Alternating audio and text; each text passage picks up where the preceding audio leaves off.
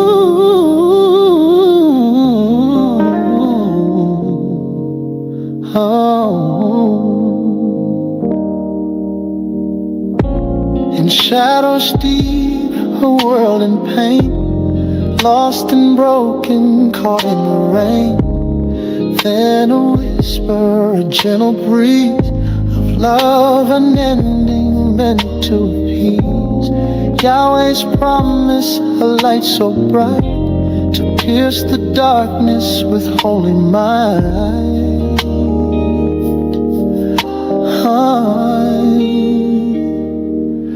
Yeshua, Yeshua, Son of the Most High, came down from glory beneath the sky. Yahweh's love in flesh revealed, healing the wounded, the broken, the healed. Lift your voice and sing His praise through endless days, through all our ways.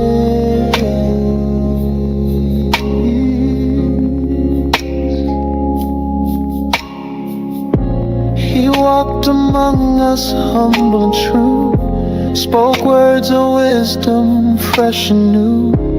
The blind could see, the lame could walk. His gentle spirit began to talk of a kingdom coming, a love so vast, a future glory that's meant to last. Oh, Yeshua, Yeshua, Son of the Most High, came down from glory beneath the sky. Yahweh's love in the flesh revealed, healing the wounded, the broken, the healed. Lift your voice and sing His praise through endless days, through all our ways.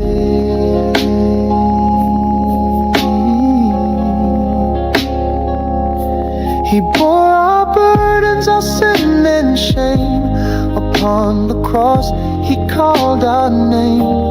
Rose from the darkness, death's power defied. Now we have life, in Him we abide. Yahweh's plan, a sacrifice pure. Forever His love will endure.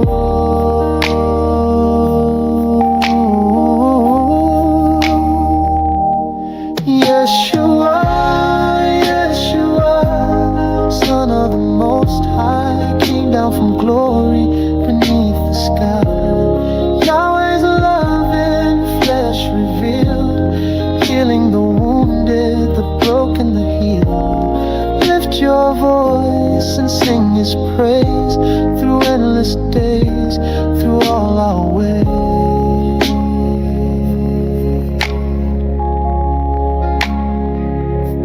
So let us worship with hearts ablaze, Yeshua our Savior through all our days. Yahweh our Father, forever we'll sing the praises and glory Your great name brings.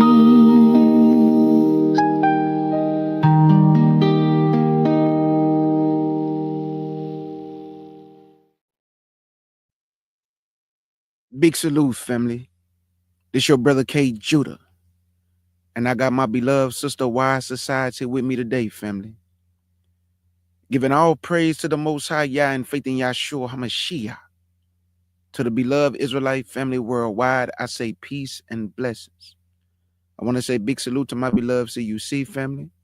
Salute to my brother Sham. And big salute to the elders at Nazarene Hebrew Institute of Technology.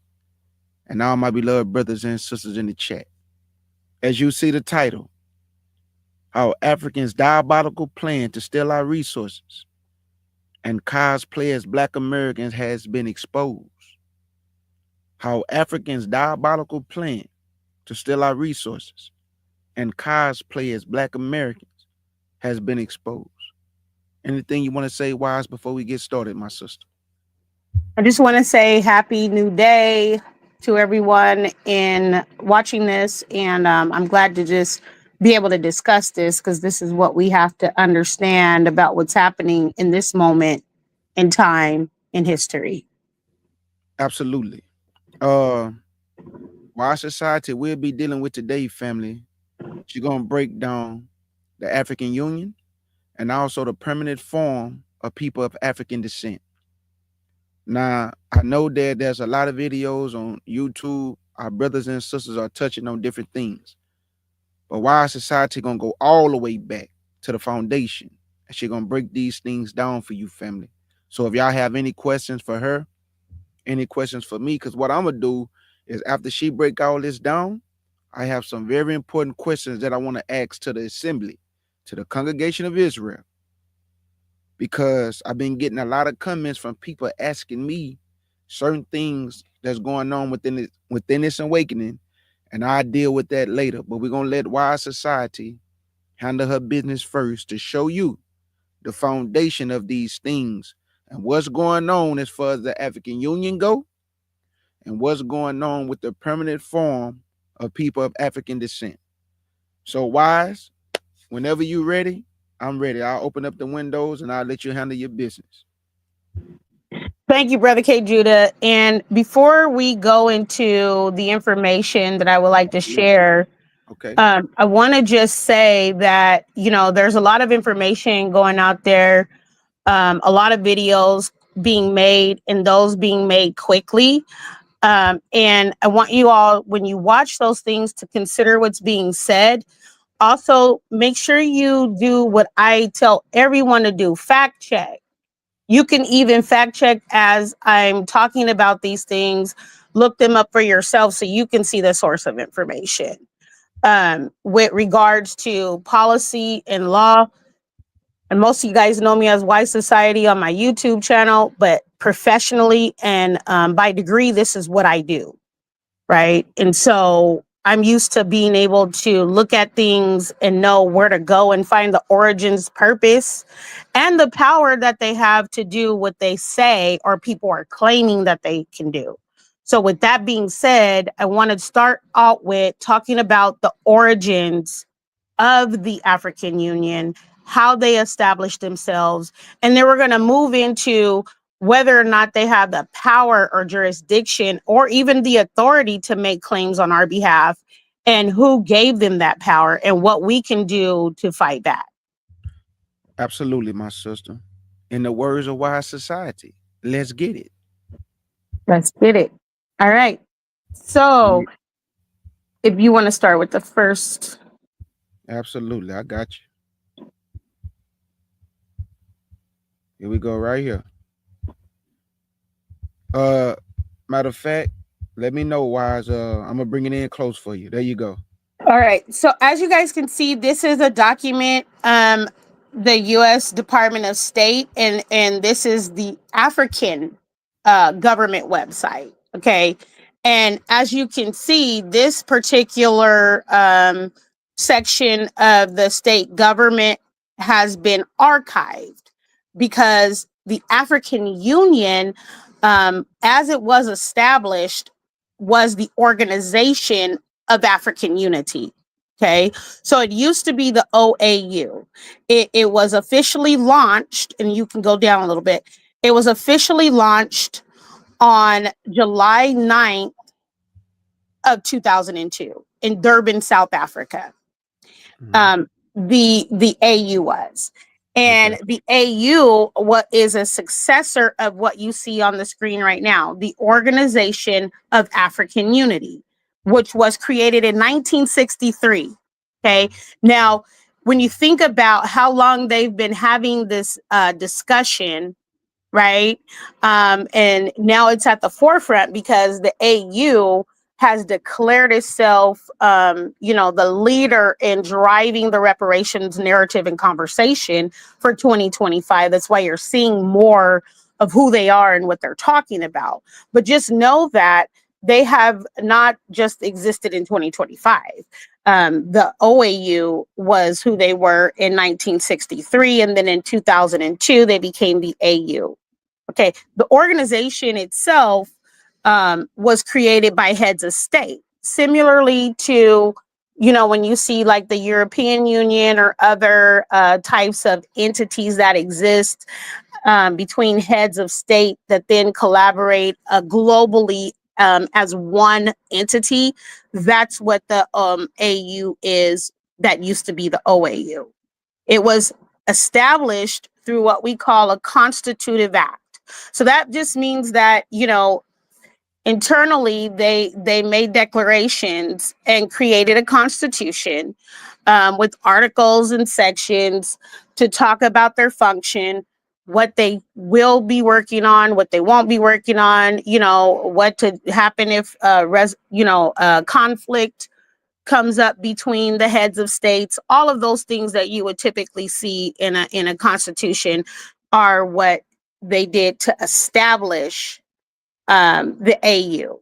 Okay, that was signed in 2000 in Lomé, Togo, and it went into effect and 2001 after ratification. So we're going to look at that Constitutive Act, right? And like I said, if you want to be looking these things up at the same time, or if Brother K. Judy, you want to put links in the chat so people can have access to this Absolutely. information, like this is not a secret. You know, we're having this discussion where people can see it publicly and fact check everything that's being said here. All right.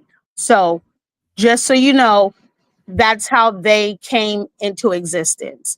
First, starting as the OAU, the Organization of African Unity, you know, in 1963 by African heads of state, and then officially launching its successor, the African Union, July 9th of 2002, after it had been signed by a Constitutive Act, I'm just recapping, in 2000, and then ratified in 2001. It's kind of like when you hear about the forefathers of America having all of these discussions leading up to a United States and a constitution, and then ratifying that constitution, and then that constitution then becoming the law by which they operate under.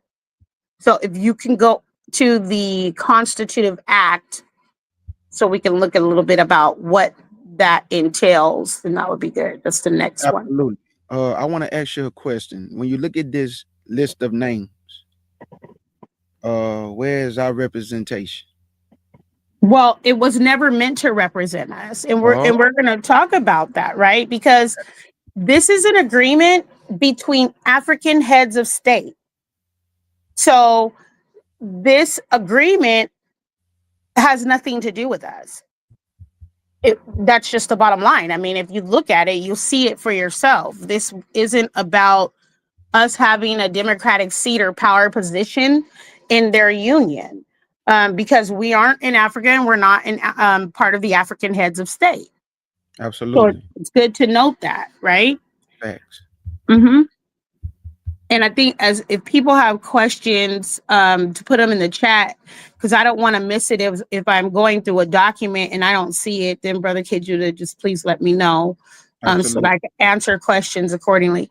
All right. So when you see the Constitutive Act of the African Union, okay, like I said, it sets out a codified framework. Well, what does codified mean? Codified means that it's written in law, organized and compiled in some systematic way, right?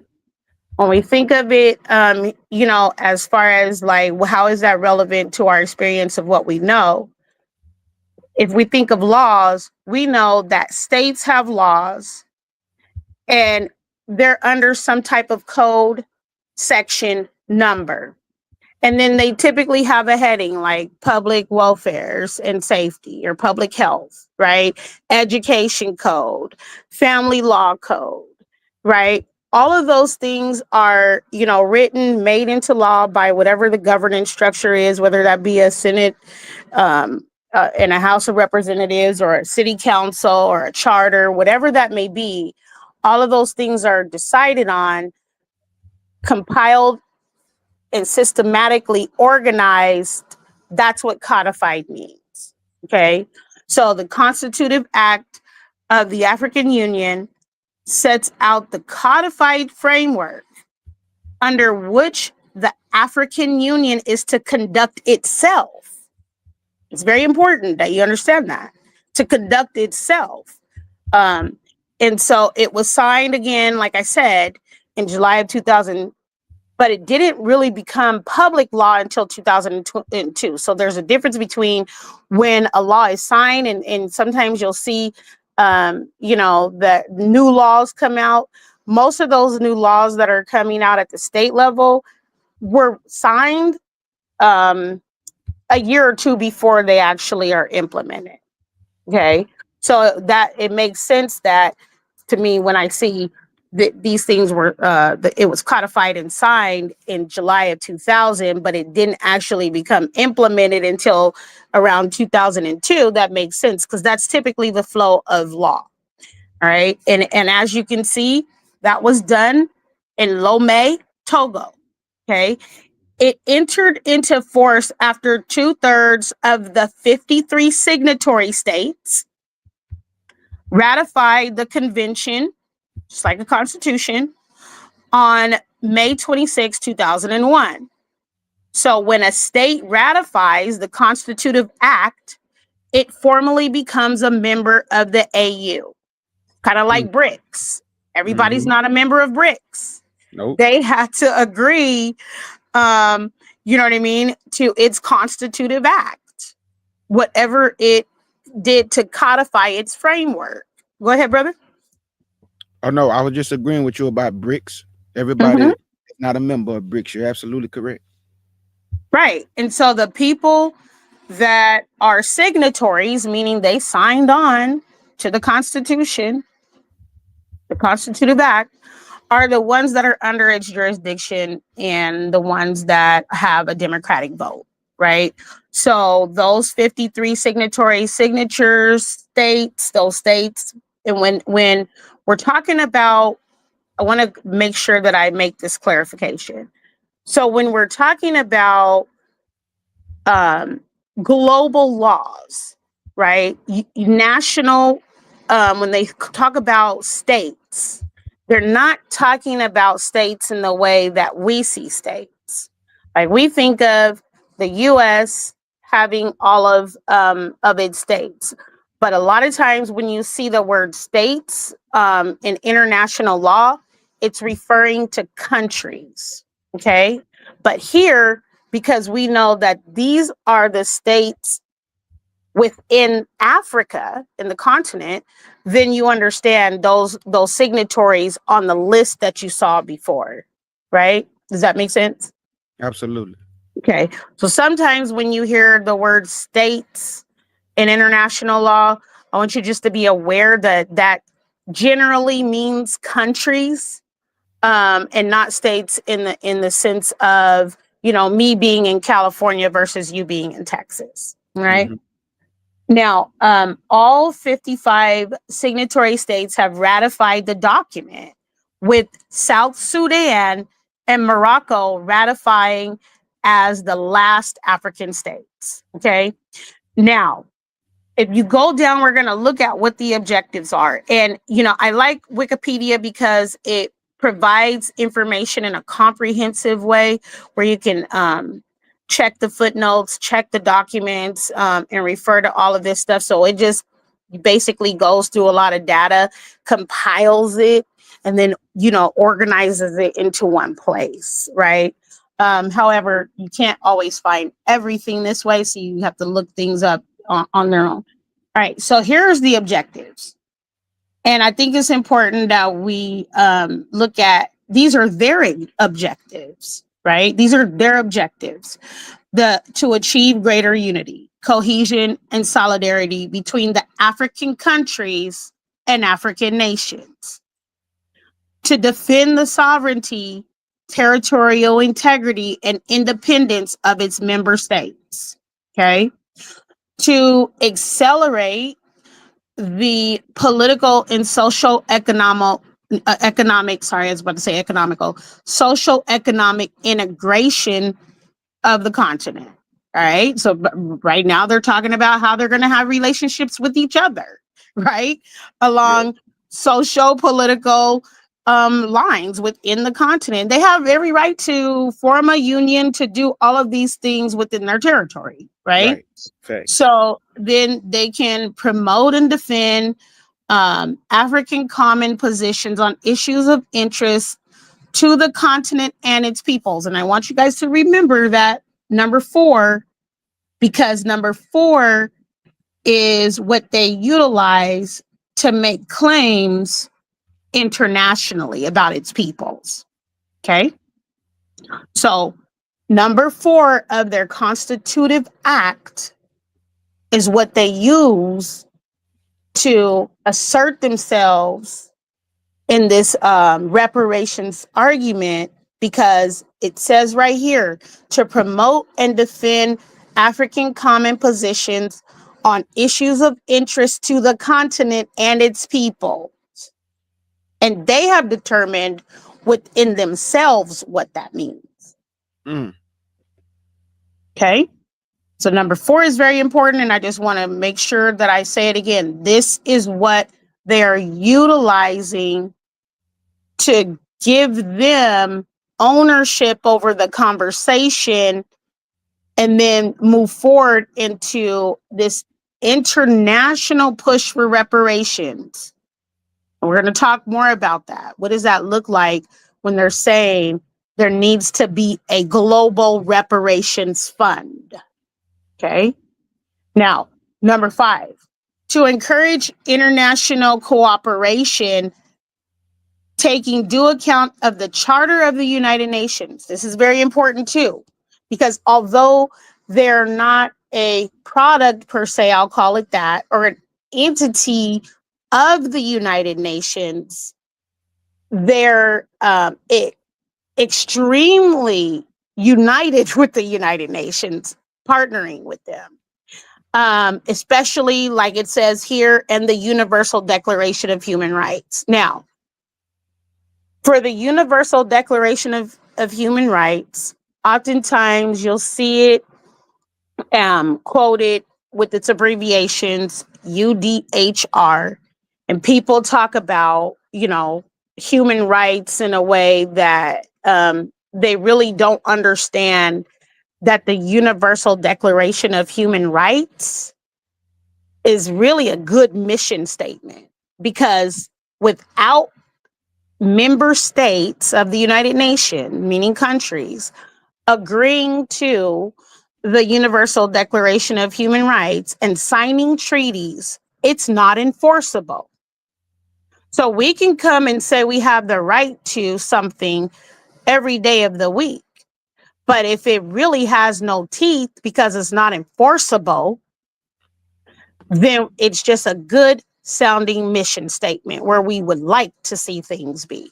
And that's what the Universal Declaration of Human Rights is. You have any questions about that? I was going to tell you, this sounds like Psalms 83. Right. Right. And you're going to see that play out like with seeing the alliances, the allies and relationships, the fact that the document that actually should be respected and have enforcement, which is the Universal Declaration of Human Rights, because if you read them, they're on point, but states have to opt in, right? It's like they have a choice whether they want to abide by the Universal Declaration on Human Rights. They do not have to offer their members or citizens human rights. And I need that to be understood, right? We assert our human rights just because of the fact that we were born free and we should die free. Nobody should have a claim of property over us or anything like that. But when you're talking about, and you hear a lot of people say, I have the right to, do you really? Do you really? And is that backed by any enforcement? And if so, you have to be able to say, who's going to enforce that right? Is it going to be you? Is it going to be the government that you're a citizen of? Or is it going to be some type of other, force like the AU? Are they going to come in and enforce your human rights if they're violated? Right. So just so you know, a lot of this stuff operates that way. Even their Constitutive Act, even their agreement with each other, that agreement can be broken. We saw this play out in the war in Gaza, and how, other countries brought the U.S.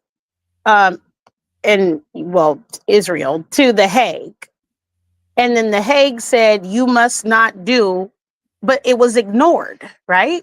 Because who's going to enforce it? Right. And for the most part, the person that is being told to do something have to agree to be told to do something. So that's important to know. Okay, let's move on to number 6. So to promote. I just wanted to say, so now I understand why a lot of the African nations won't move away from calling us African. Right. Because by calling us African and saying that you come from us, this is your land also, you are African. Now I can understand why they can come in and cosplay and say we represent all African people of African descent. But the last time I checked, wise, I haven't seen a natural born African lose their nationality, their place of origin, their tongue, their land. Now it may be colonized, but they still at home. So Exactly. how they gonna say that we are them and they are us when we was the ones that went into the transatlantic slave trade? They did not go in the transatlantic slave trade. So how can they speak up for Israelites, Hebrew Israelites, the people of Yah, and it's that term African? I'm telling you, y'all got to pay attention to the term. You are African, even though you're not an African. You are Right. Shemitic, they are Hamitic. Go ahead, Wise. And they haven't made that delineation, right? Like that's the delineation that they have not made or been willing to make, even if world powers know, right? So, like, we continue to assert the difference, and that's what we should do. Right. They're going to continue to say that we are African, and their common position on the on issues are in the interest of themselves and their people all over. Okay, so we've got to be careful with utilizing the terminology diaspora because it gives them some authority and jurisdiction.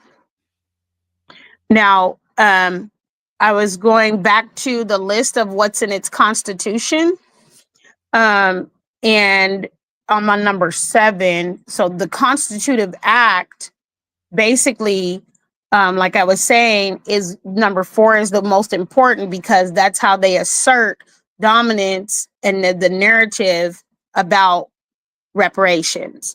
So then to promote peace, security, and stability on the continent, to promote democratic principles and institutions, popular participation, and good governance. And then I'm on number 8, which is to promote and protect, and I think it's on the other link, Brother K. Judah. Oh, okay, hold up. Yeah, you're on the document that I'm going to next. Okay, gotcha. It's okay.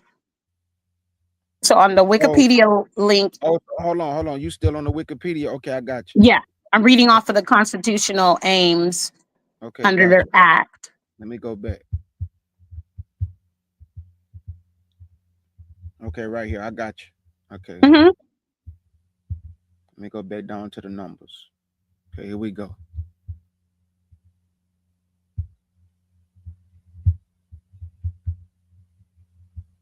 Here we go right now. Bam. There we go. So what number you on? I just finished reading number 7, and I'm going to go to number 8. Okay. So there on we go. number 8, to promote and protect human and people's rights in accordance with the African Charter on Human and People's Rights, right? Mhm. So if you click on that, you're going to be able to see the charter. I don't have time to go through all of these documents, so it's important that the people watching this take their time to go through it so that you can understand who these people are and what they're doing, right? If not, it's easy to be distracted by well-meaning people, but that don't have all the facts. Like they may be well-meaning in letting people know what's happening, but just know that sometimes well-meaning people are not providing you with all the information, and it's based on what they have information or knowledge of. All right, and so and other relevant human instruments. Well, the main human instrument that's always used when they're talking about that is going to be like the Universal Declaration of Human Rights, which gives people access to the United Nations to have these discussions. Okay, so to establish, we're on number 9, the necessary conditions which enable the continent to play its rightful role in the global economy and international negotiations.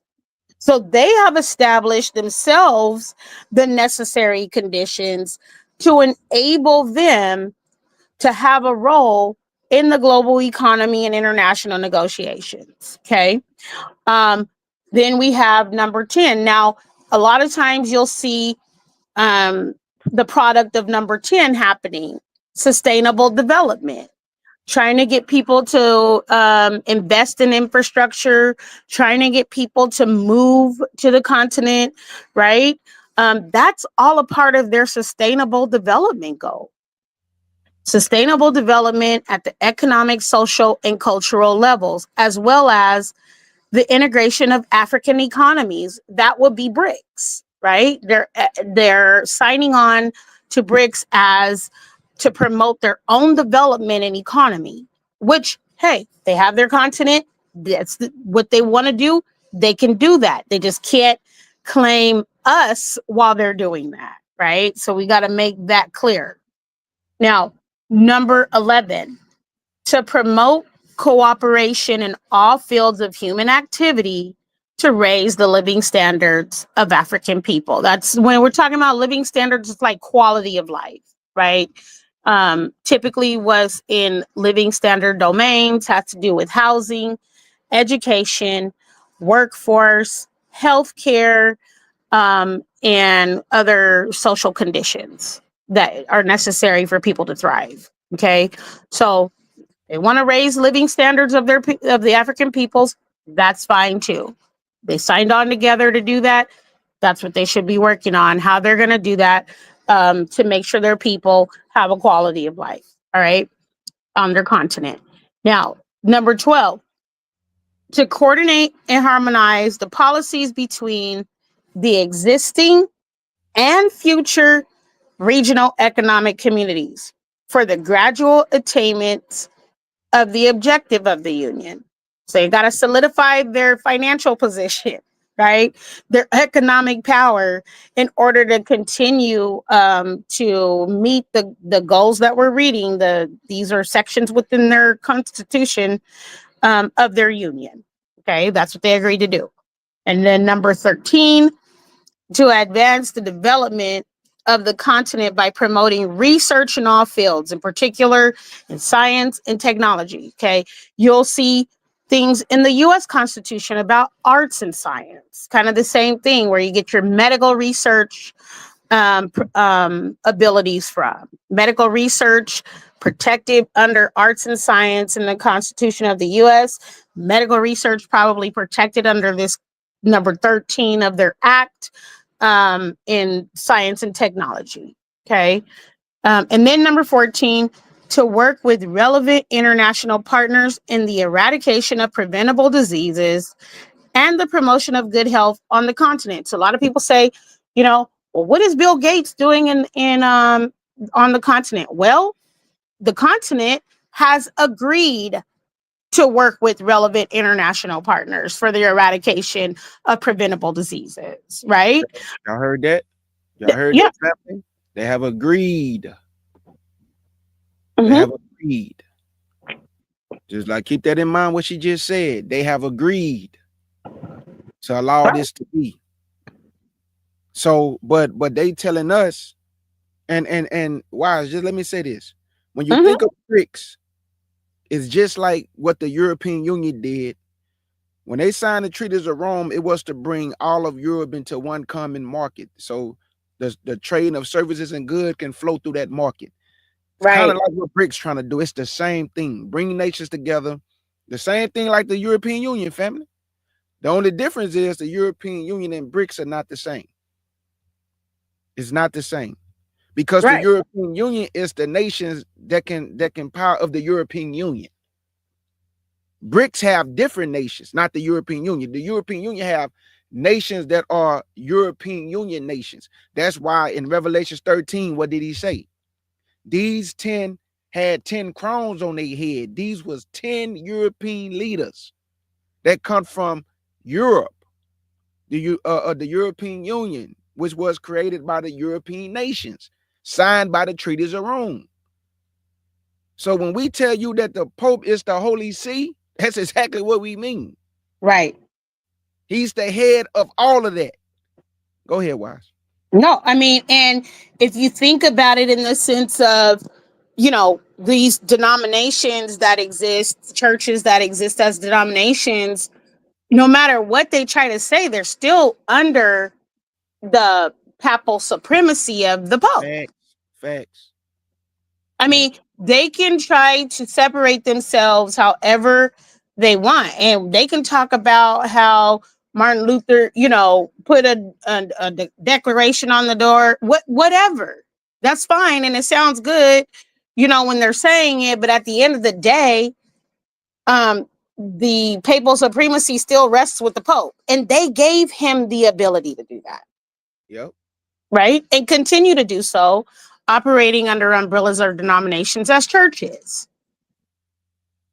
So this is the same as the 55 member states that ratify and are signatories of the African Union through its Constitutive Act. That means that they have all agreed with one consent to carry out the aims that I just laid down from the that are laid down from the act, right? This is what they have agreed to do amongst themselves, the leaders of the African states. Mm-hmm.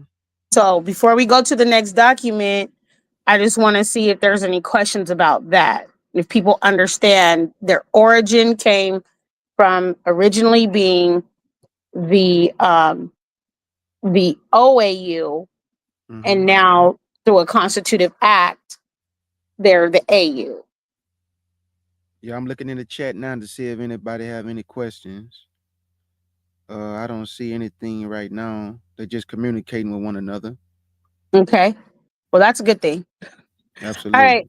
So I want to go to the next link.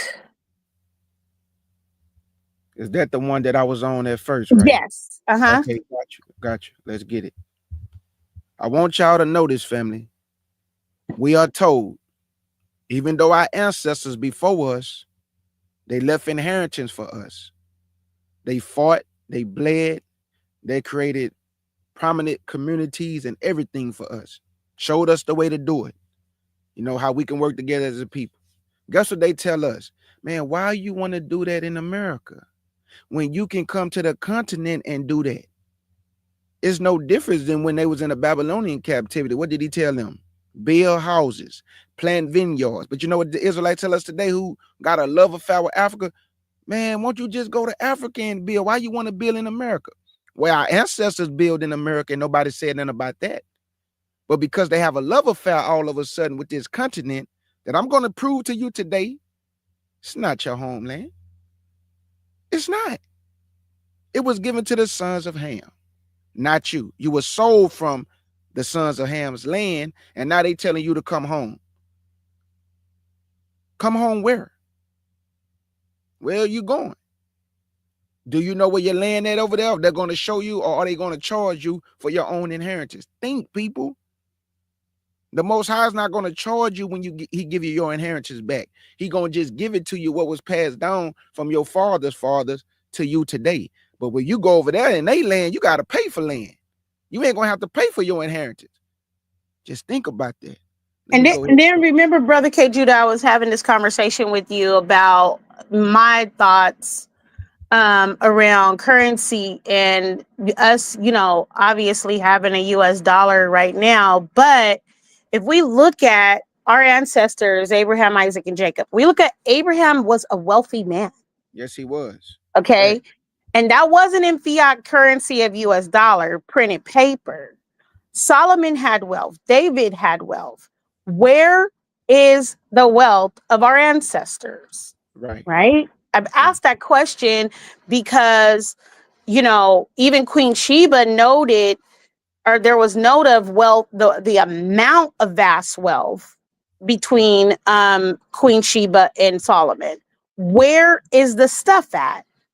You know, when we think about all of these things that they're digging up, artifacts and all of this other stuff they like to focus on. Where's the Ark of the Covenant and where is Noah's Ark at? Where is the wealth of our ancestors? And that's not going to be in paper dollars.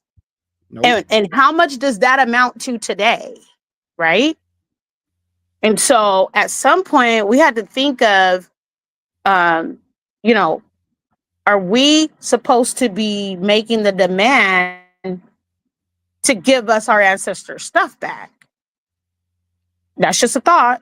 And this is something that I've pondered a lot of times, like, where is that conversation at?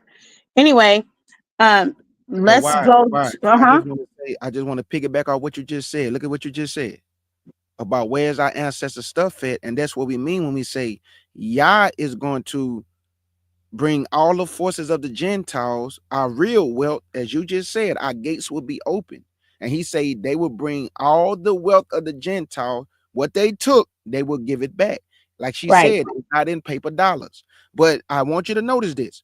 Our inheritance will be given back to us, but they telling you to go to the continent. And I'm asking you, where's your inheritance at? Right. Where's your inheritance at, family? If you go back home. Why all of a sudden now come back home? Nobody never try to bring us back home and fight for us and speak for us in the United Nations or represent us. Now all of a sudden we are speaking for all people of African descent. Go ahead, Wise. But even in the Proverbs, it says it's wicked for someone not to offer an inheritance to the generations to come, right? I'll just say it that way. If you don't have an inheritance for your children, that's not good. And so I've always asked the question, if these are supposedly our parents as a nation, as a country, right? Mm-hmm. This is our parent country, motherland, whatever they want to call it. Right. Where is our inheritance then? And I don't know about you, Brother KG. Well, yeah, I do know about you. I know you would do the same thing. I know with me, if someone stole my children, I'm going to spend the rest of my life fighting to get them back. Absolutely. I'm not going to stop. And every single part of my being, everything that I declare, everything that I talk about, it wouldn't be like my business as usual. We're just talking about something totally different. I'd be like, no, what did you do with my children? Where are they? I demand whatever it is that needs to happen. And I will be fighting with all of my might to get my children back. But obviously, if you sold them, you're not going to be making, this fight to get your children back because you sold them for a price. Right. Absolutely. If they are your children, or maybe you just sold the people that you didn't want living amongst you and hiding amongst you, which we know is what happened. Exactly right? What happened. Facts. And so, we have to look at what is human nature when people are making these arguments about us coming back. Well, for what? What is the intent behind that? So you can build your economic and sustainable development goals to meet what your interests are. It has nothing to do with what our interests are or what our quality of life determines. It has to do with what they have agreed amongst themselves to do for their sustainable development, for their economic development, and to build up their continent. And they've all agreed through the African Union and their constitution to do it. And so that's what we have to understand. Now, when we look at this document right here, a lot of times when you hear the word dispensation, okay, just want to break that one word down. So I already talked about the Constitutive Act. So this is a document, and it's basically a breakdown from the Santa Clara Journal of International Law, which is a school of law. But they're talking about the Constitutive Act of the African Union, African courts, and the protection of human rights, new dispensation. The new dispensation, when we look at it, oftentimes talking about in a biblical sense, is an era or period of history or act of divine providence. But when you're talking about In law, you're talking about a system of order, government, or organization of a nation community at a particular time. So this is just showing that the AU was declared under a constitutive act for a particular time or at a particular time. And I want to go to, that's what dispensation means in this sense. I want to go to the introduction. Just want to read a little bit of part of the introduction and we can move on. Okay. That's you want me to keep going down? It's on page 4. Okay. Got you. Here we go, family. I'm not going to bore y'all with hundreds of pages. Typically, when I teach law or policy, we would go through the whole thing, but I just want to read parts of the introduction. Okay, and so, yep, there it is right there. Okay. So you see that the introduction says, during the process of setting up the African Union and the African Court of, you see under introduction number 1, is that what's on the screen? Okay, I got it. I think it is right. It's I. You know, they use Roman numerals in law. Yeah. There you go. Right. There it goes, right there. All right. So this first paragraph is basically just what I want to read a part of this. During the process of setting up the African Union and the African Court of Human and People's Rights, and you see the abbreviation, which is on course to being transferred into the African Court of Justice and Human Rights, the framers of these institutions, constitutive instruments, tried to learn from the best practices of existing regional arrangements, such as the inter-American and European human rights systems. I want to pause there because this is what I'm saying, mimicking the European Union, right? Yep. Right? Here you have it. Yet, more than 10 years after the establishment of the AU, the organization continues to struggle with fully responding to human rights abuses in member states. So, I want you guys to think about that. If they can't even respond to the human rights abuses in their member states, how can they declare a year of reparations actions for us? Talk that talk, Wise. Right? That's hypocritical because you're not able to deal with the human rights abuses in your member states, but you want us to move there and do what? Be a part of the data of the human rights abuses? I don't think so. Right? So you have to look at who's making a declaration and if they're a credible authority to even do it. And if they can't even handle this issues of human rights within their member states, with those who have agreed to abide by the African Union's declaration about promoting its human rights and economic development, et cetera, all the things we just read, then how are they going to declare the year 2025 as their global reparations period of time? Looks like there's more work that needs to be done within the member states. Okay. And we need to let them know, like, what are you doing to hold accountable your member states before you try to make a declaration to Western civilizations about your interests and your peoples. Okay. Now, I'm not saying that you can't fight back when you're being oppressed, even if you have issues internally. Well, yeah, I mean, but you can walk and chew gum at the same time, right? Like, deal with your internal issues and let the people outside know to get up off of your back, right? I think that guy, Ibrahim Touré, is doing that, dealing with the internal issues and letting all the people outside know to get up off of their back, right? So that shows you how, it can be done. Now, the next sentence reads, bogged down by technicalities.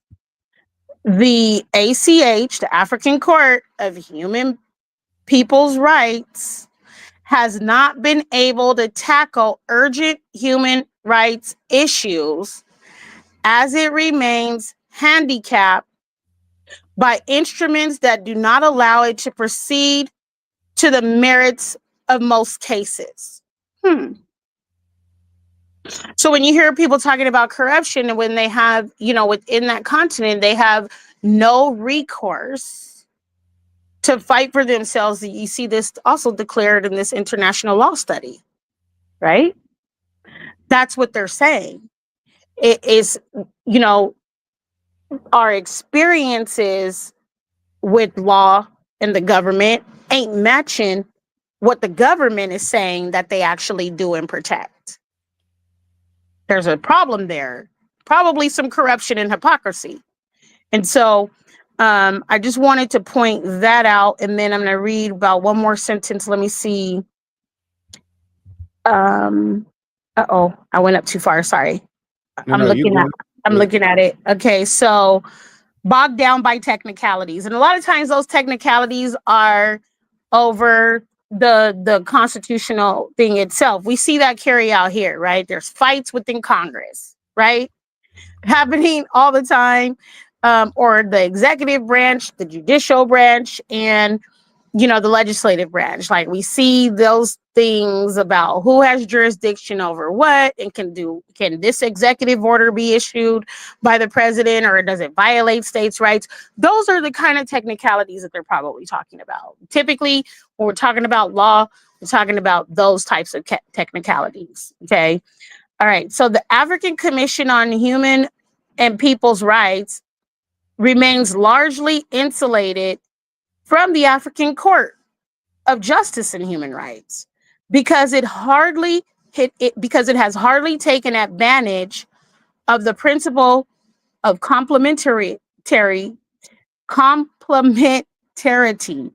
with the latter. In the premises, this article, if you want to read more about it, argues that on the whole, despite some notable achievements, the African human rights systems remains inadequately equipped from normative and procedural standpoints to more effectively protect human rights, and that a number of radical far-reaching reforms or amendments are imperative in order to present a more consistent, effective, and comprehensive human rights protection regime. Okay? And so it goes on to talk about, what those reforms can include, mentions a declaration that allows individuals, meaning citizens or individual people, right, and non-governmental organizations access to the African courts, right, and some of the other things that they propose as a reform. But I just wanted you to see, to have a look inside to know they're not a credible authority when it comes to what's happening to us. And we do have that unique experience, like you were talking about, chattel slavery and everything else that we have experienced, Black codes, Jim Crow, all of the things that we continue to experience, 13th Amendment loopholes to incarcerate our people, and essentially enslave them in prison labor, right? All of those unique experiences, and without our own land or inheritance. So Wise, this doesn't make any sense. For if we are the same and we lost our inheritance and discontinue from it, how do Ham still have his inheritance? Well, I mean, exactly. And it doesn't make sense for them to try to, take a speck out of somebody else's eye when they got a plank in theirs. Facts. So, just I can't answer, brother. You know why they still have their inheritance, right? They're not. I'm just saying it out loud because, right, like I say, our people have to get away from African American, and you have to get away from, Stop listening to, and I'm gonna say it because I'm bold enough to say it.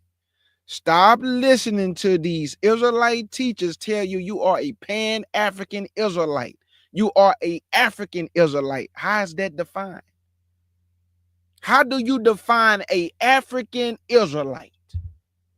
Where is that at in the scriptures? What is that? If something cannot be defined, why are you saying it? Because if I ask you to define that for me and you say, well, I can't define it, then why are you uttering it then? Things that people say they can define what they're saying. What is a African, Pan-African Israelite? What is that? Go ahead, Wise. So, I mean, that's a good point that you bring up. That's going to actually bring us into our next point, right? Because without the terminology African on there, then the declaration can't be made that they're pursuing the interests of their people, right? Like, these are legal terms. We can't just take it lightly. Negro was a legal term. You'll see it in government documents in Spanish and Portuguese that the Spaniards and Portuguese even had, right? In government documents that we see that the Europeans had just all together, not just the Spanish and Portuguese, but also, you know, British, London documents. You'll see it. Right? These are legal terminologies. And if we do not fight back against those terminologies, they become the labels by which they use. And then for Africa to be able to say, okay, well, you know what? They got our name in their label. So we have a right to speak for them. That's how it's going. Yeah, exactly. That's exactly how it's going, my sister. I find it hard to take anyone or any entity serious that claims to, you can go to the next document, that claims to be pursuing justice when they're acting unjust towards the people that are in their face. Talk that talk. Okay. So how can you declare a 2025 year of reparations justice for Africans and people of African descent through reparations? And I'm not one of those people that's going to say, well, you know, in order for the police brutality to stop, you guys need to deal with the violence in your own community. I'm not that person. But what I am saying is, don't make a global declaration about justice when you're coming from an unrighteous position. That's what we see the European Union and everyone else doing. The thing that differentiates us is that when we speak about justice, righteousness is coupled with that. Talk that talk, man. We're not saying to pursue justice without righteousness, because that's the kind of behavior we see happening worldwide, where people will talk about justice but ain't right. So how can you make something just if you're not right? If you're not right. I just want to just throw that out there. All right. And so we're going to just see what they say about themselves, confirming again. They're working on these particular things. And as you can see, if you go through it, here it is, their Constitutive Act, right? And it's a short paragraph. I mean, you can, you know, there's documents attached to this, so that if you want to go back later and look at it, definitely do. The AU Constitutive Act solemnizes the declaration by Africa's leaders to uphold the ideals of the founding fathers of the OAU. Remember, I just talked about it used to be the OAU. Facts. And the AU, and generations of Pan-Africanists. What? Say what? Pan-Africanness. There you go again, family. Told you. On the continent and the diaspora to promote unity, solidarity, cohesion, and cooperation among the peoples of Africa and African states. Okay? So you see that they don't shy away from telling you that they're Pan-African, that they're telling you that they have a Pan-Africanist agenda, right? It's not a secret. I want the people to see that. Are there any questions about this? Because I'm not going to go into the documents. I just wanted to show you what they said about themselves. Facts. Do anybody have any questions but for the beloved Sister Wise? Anything y'all want to know about the documents that she been bringing out so far?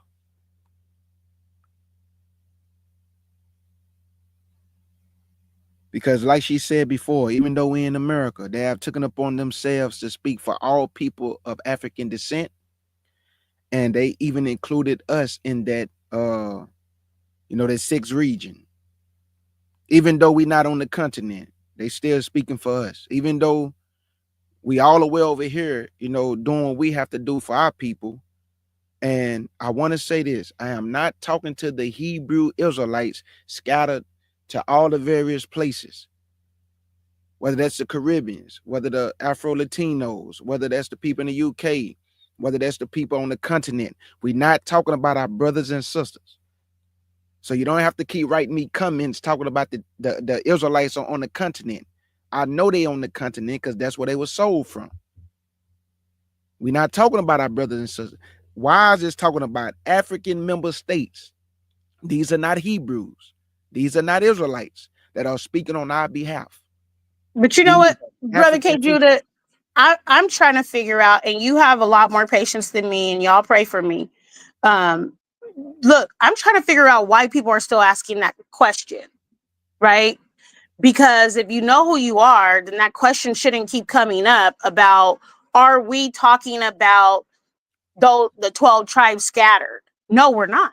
That should be already known. We got to move past making that disclaimer that we're not talking about our people. That should be obvious by now. To be honest with you, Wise, and before we move on, the reason why I believe a lot of this confusion is happening, because when you have Israelite teachers who are teaching the people, and don't get me wrong, people have to do their own investigation and read for yourself. You can't just go out what the teachers say. When you have teachers saying that we are African Israelites and we come from the continent, most people are not going to go do investigation wise. They're going to go off what the teachers say. So if you, Wise Society, say, no, that's not true, they're not going to tell you based on what they investigated. They're going to tell you based on what somebody else said, meaning they'll regurgitate what the teacher said. So when you ask them, well, where's your proof that you can provide to me what you're saying? They're going to say, I can't provide you any proof because I heard this from somebody, or I heard this from him, or I heard this. Yeah, that's what they're going to tell you. So this is a lot of confusion within the awakening, because you still have Israelite teachers calling our people Pan-African Israelites, African Israelites. So our people believe we are African Israelites. So I call that an echo chamber, right? And if you don't know what an echo chamber is, I'm about to break it down for you. An echo chamber is an enclosed space where sound reverberates, right? And when we think about it as a social construct, we think about an echo chamber as an environment where people encounter only beliefs or opinions that coincide with their own. So if you stay in groups like that, then you adapt their beliefs and opinions as your own, obviously. But something should give you an internal conflict when you hear things that it is called discernment. Pray for it if you don't have it. Mm-hmm. Pray for wisdom and discernment if you don't have it, so that something inside of you can rise up at falsities or falsehoods that are being stated. Because I can't listen to stuff like that. Right. Like automatically, I have internal conflict about what's being said, because, I know it's somehow not true. And even if I don't know 100% that it's not true, what I will do is remove myself and do exactly what you said. Go find out facts on my own. Why is this being said? Right. Because I know that I don't feel uncomfortable hearing this. Faith comes by hearing, hearing by the word. Hearing is important. What you hear is important. Faith comes by hearing. So when you hear something and you have your spiritual conflict with it, remove yourself from that thing before it becomes the environment in which you adapt or adopt to those beliefs and values that's being said. That's what echo chambers are meant for, so that everybody within that space of sound reverberating can agree with one another and repeat. It's like, I'm not about to carry somebody else's water when we can have living waters welling up on the inside of us. We don't need to carry other people's water. And so just think about that next time you are listening to what somebody is saying, you know. And a lot of times, Brother K. Jude, I have a hard time getting people to see what I share, because it does require a lot of reading and research. Right. It does, right?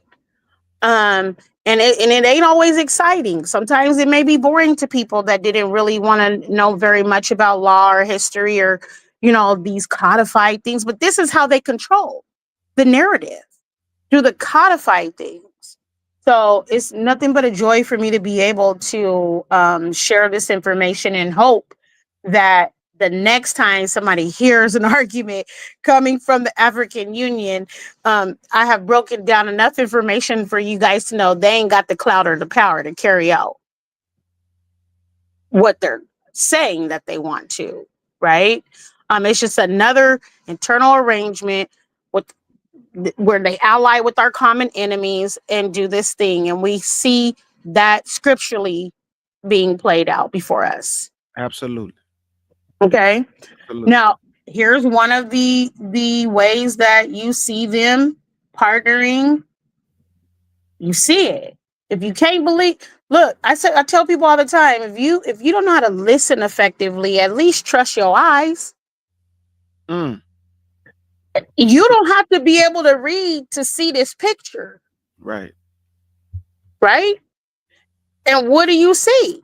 You see the symbol behind these two people shaking hands, holding codified documents, some kind of agreement or contract. You can see that by the picture without even reading any of the words, correct? Absolutely, wise. Right? So then if we go on to read the words, then it'll tell you secretary, UN secretary is what they're talking about, and the chairperson of the African Union working together for a peaceful Africa, the AU-UN partnership. So like I said before, even though the AU is an independent body formed by the member states of the African continent from the African leaders, they do work extremely close to the United Nations, which we know is a product of the US, formed by the US, right? Which means it's a product of Western civilizations. We don't have to question very hard what we see right before our face. Absolutely. Okay. Now, what I want you to know about this relationship, and yes, they are a recognized partner.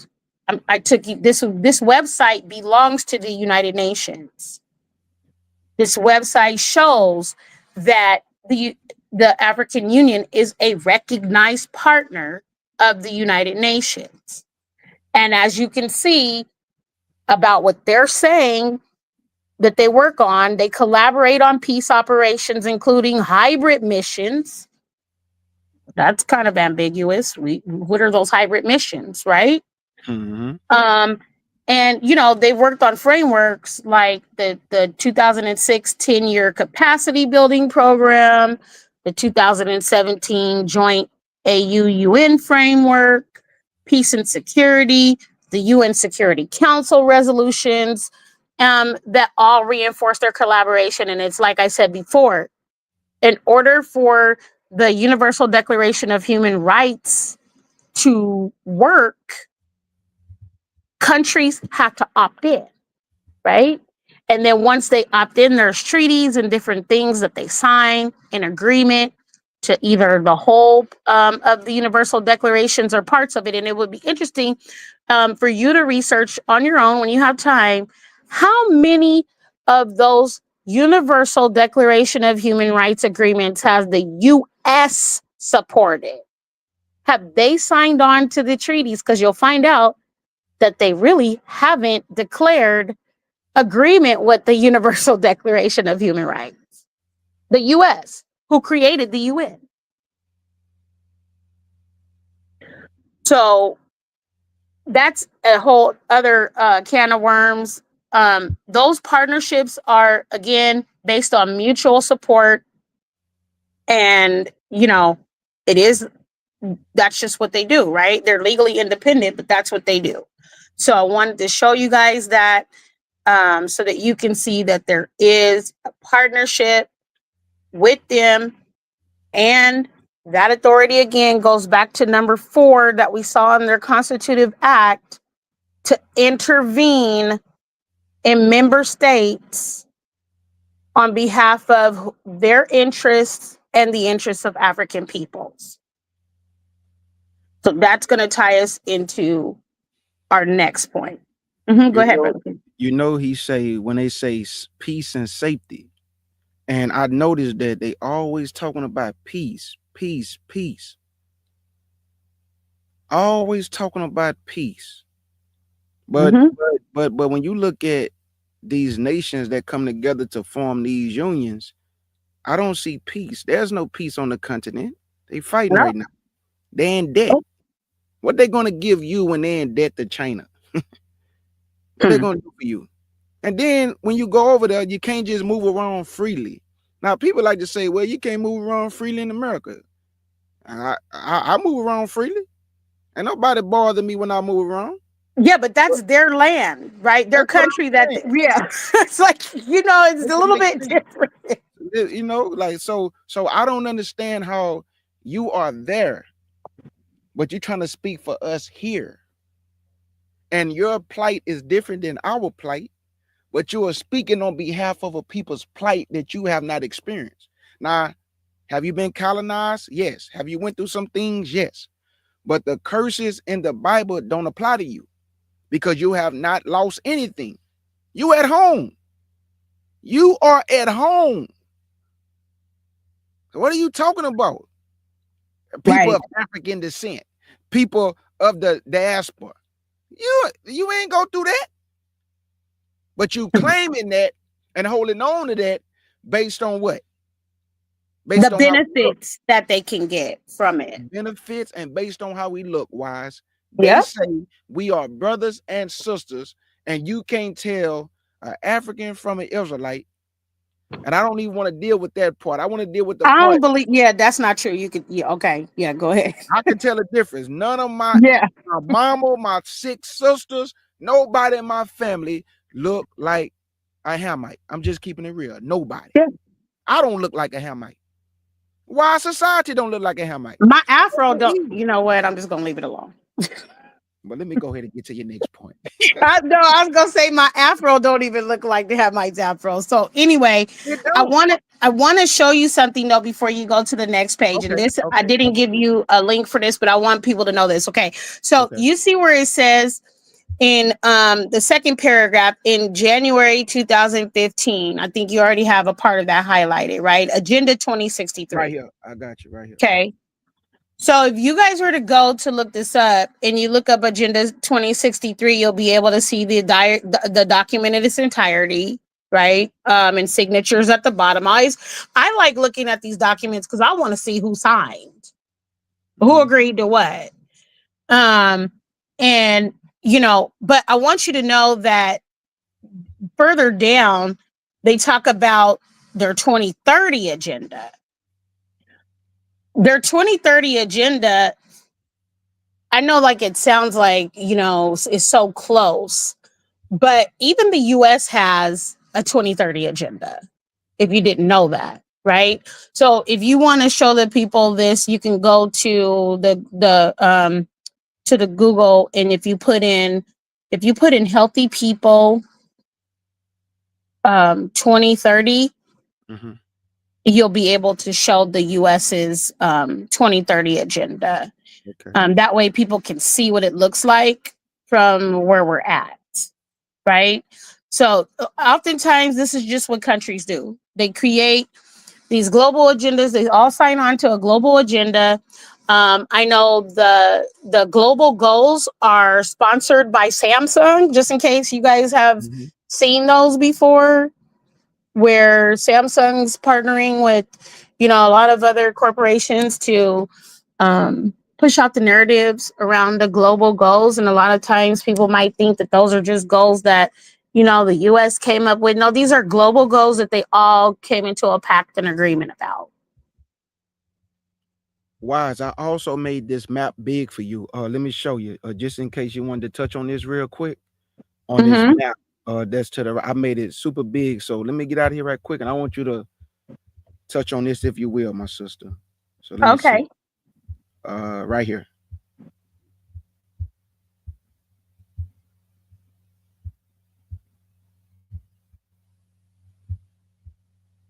What is this, Wise? If you will. Okay, so what you see is their goals for conflict prevention, mediation, peacekeeping, and peace building. Okay. And those being between August 2023 and July 2024, right? So you said the key words. Look at the top right-hand corner. The peace and security. When people say peace, peace, and there is no peace, right?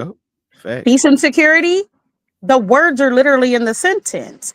The peace and security situation across the continent underscores the necessity to strengthen conflict prevention, placing greater emphasis on actions and responsibilities at the national level.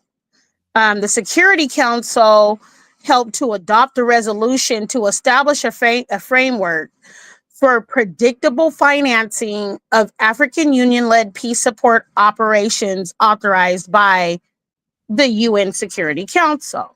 And so what they probably did was pick high conflict areas, or the biggest, areas that they targeted. And so you'll see Libya, Sudan, Somalia, Sierra Leone, South Sudan, and the Democratic Republic of Congo, where they have these UN efforts taking place, right? And underneath it says what those are, like what their efforts are.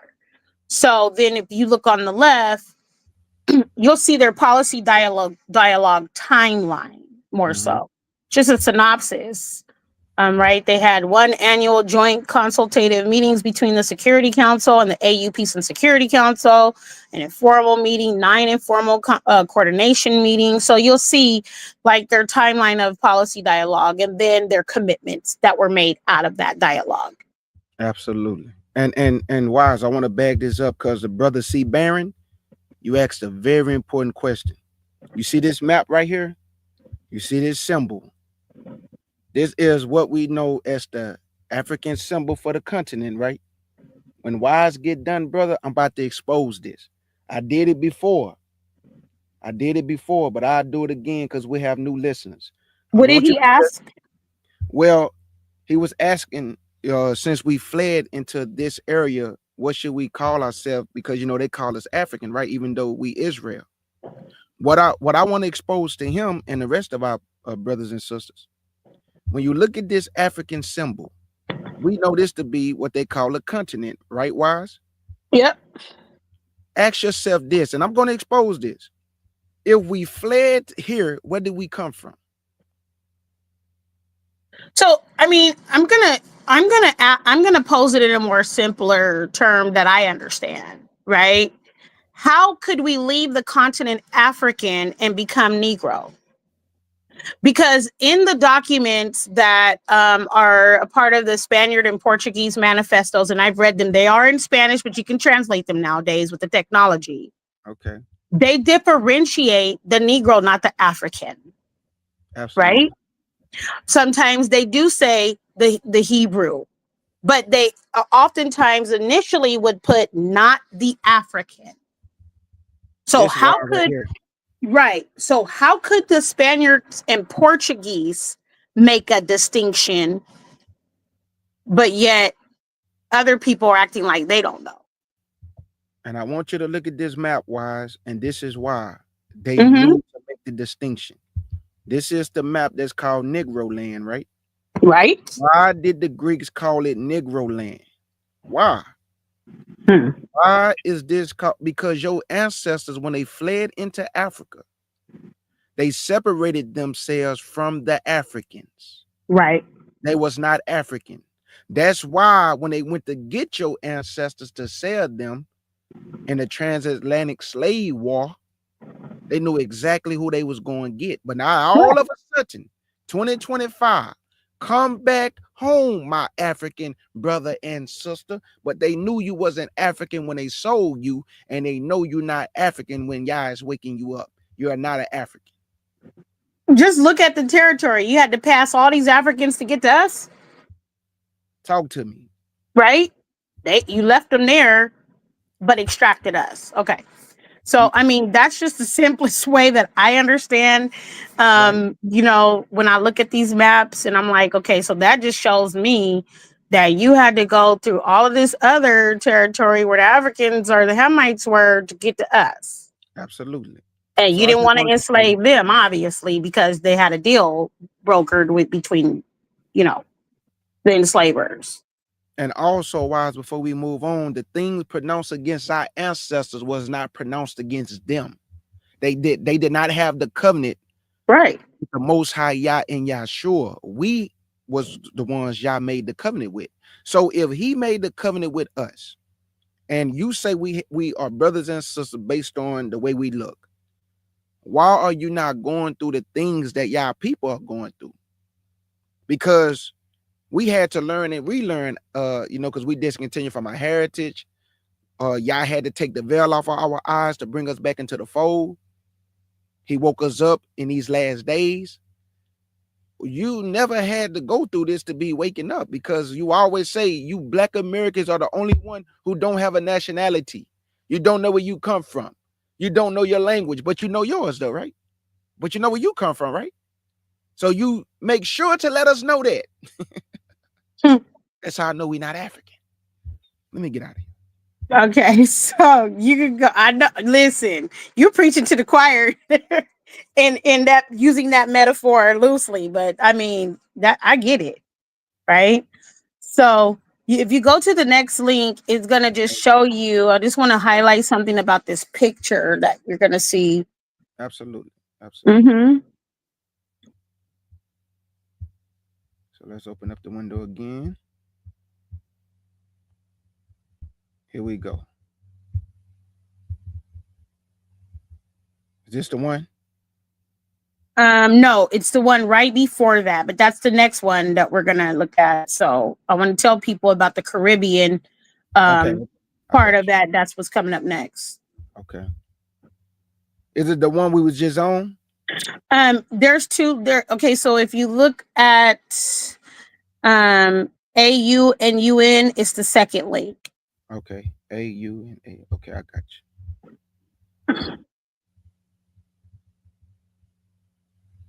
It must be this one. Okay. It's not the one with the man and the two men shaking hands, right? It's the one No, after they're that. sitting. Yeah, it's the one after that. Mm-hmm. Okay, I got you. Okay. Let's get you out the way. And right here.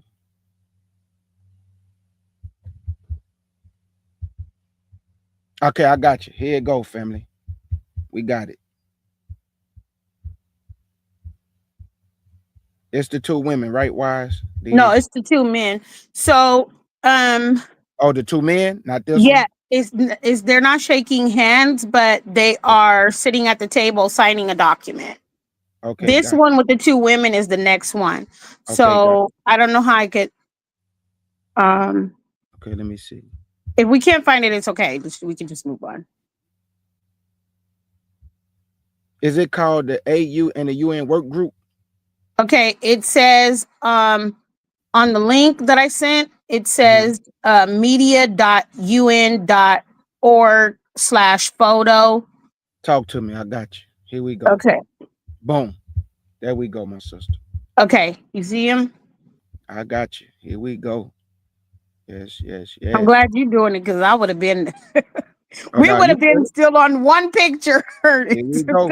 You got it, All Wise. right. Yeah, yeah. So you saw the two men shaking hands. And again, like I said, even for the person that may not understand all the words that they see, they can understand a picture. Okay. Obviously, those two men initially had folders, shaking hands in a sign of agreement, the UN sign behind them. Now they're sitting at the table signing those documents, right? And what I want you to really know about this is that the frameworks that they agreed to, like the 10-year capacity building program that I mentioned, or the joint um, African Union and UN framework for peace and security, or either the UN Security Council resolutions, right? They may be AU led missions, but they can receive UN assessed funding. Okay. Mm-hmm.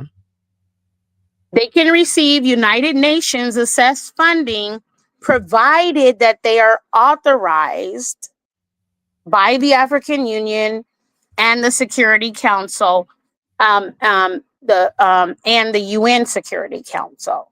Mm-hmm. And those specific missions, the African Union, if they receive UN funding, they act under their own mandates and the UN's mandates. So you see the complicity right there, right? Absolutely. Yep. Um, if they receive UN assessed funding and they're authorized jointly together, right, with the Security Council from the UN, the African Union Security Council, and the African Union itself, then when they carry out those missions that they agreed to and that are funded, they're acting under their own mandates and the mandates from the United Nations. They're carrying out both. Okay. So There I go their just, word. There go their word again, Wise. Peace and security. mm-hmm, There you peace and go. security. I mean, Peace and security. it's going to be there. It's, they're telling you who they are. So I just wanted to show that so that people can understand. And then now we can go to the image of the two women, because I think it's helpful for us to understand the Caribbean's Okay. position in all of this, Absolutely. and what is the Caribbean doing with the African Union. A lot of people say, well, I'm not talking about my Caribbean brothers and sisters. Well, they are actually have a voice in this whole entire thing. Okay. And right here you can see them. So CARICOM is the Caribbean's kind of like their AU. They signed an agreement with the African Union called a memorandum of understanding, a MOU, for closer cooperation. Okay, so if you go down, you're gonna see it said right there, the Caribbean Community, CARICOM, and the African Union have signed a memorandum of understanding to enhance effective cooperation and collaboration between the organizations and our peoples. Mm. This was signed in the margins of the recently concluded 79th session of the United Nations General Assembly. Okay, the picture where you saw those men signing, that happened at the General Assembly in New York. Mm-hmm. CARICOM signed an agreement with the AU at the United Nations General Assembly in New York. So we don't need to have this argument on behalf of the Caribbean peoples that have signed an agreement with the African Union. And you had no representation, brothers and sisters. There was nobody there to represent you from the land in which we born and come from at the moment, which is America. There was no representation for you because, like she said, they are speaking on your behalf from the continent, going to United Nations, speaking for people of all African descent.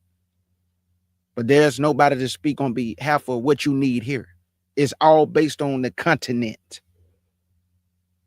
And so you'll see it says, right, that the MOU envisages the creation of a conducive environment for investment on the African continent and in the community, telling you what it's about, what their memorandum of understanding, MOU, is about.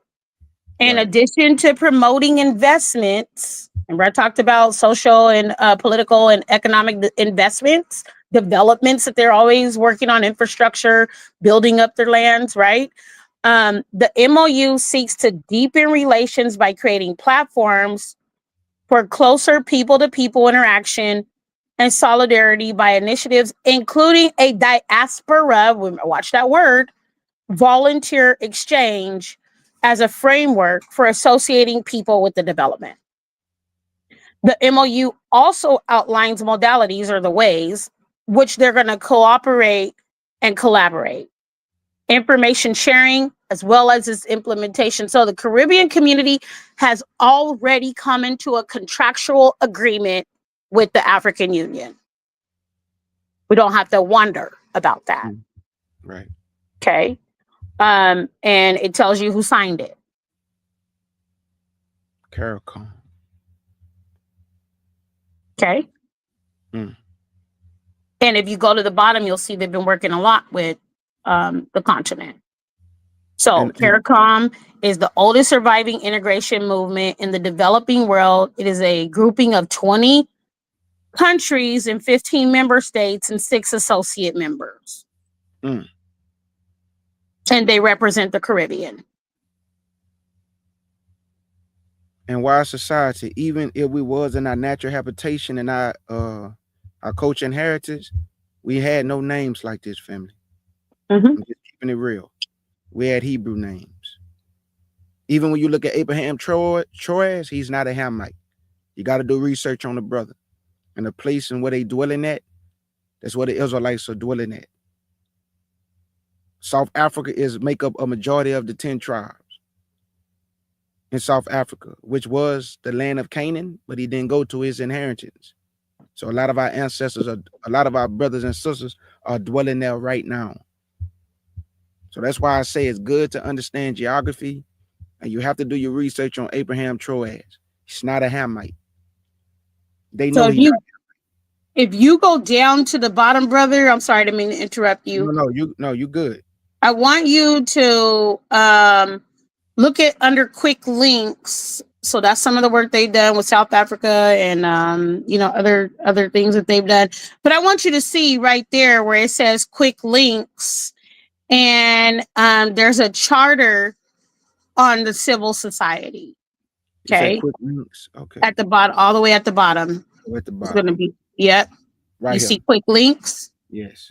Okay. So, civility works both ways, right? You don't rob people and steal from people and then say, now we want a civil society, right? Just, making mention of that. I think that this is something that people can go and look at, because if I were to say what the main thing is, I would say anything that charters an organization to make it become into existence is the thing that you want to look at first. Right. So anytime they have charters, you want to see what they say. Now, we don't have to go through that today, but I just wanted to show you guys that the third check mark down is the charter of civil society. Okay. So that will help you have more information about how this Caribbean community operates. Absolutely. Hold All on. right. Wow. Somebody asked the question in the chat about the 6th region, and I'm gonna bring it up on the map, and if you want to touch on it. Mm-hmm. So let me just bring this up real quick. Hold on, family. So why do you want me to go to the next one, and then as I'm screenshotting this to make it bigger, then you can let's go to the 6th region, because I think it's important for me to go ahead and touch on that, why people have a question. Gotcha. Okay. Mm-hmm.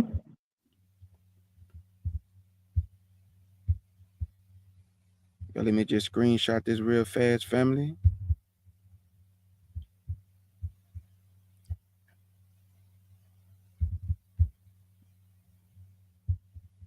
If y'all have any questions for Wise, please feel free. Because if anybody can answer your questions, you better believe it when it comes to this, is Wise. This is what she do, family. Okay, here we go. I'm gonna bring it. I'm gonna make it big for you. Okay. Deal with it. Okay, I just screenshotted it. Hold up. Mm-hmm.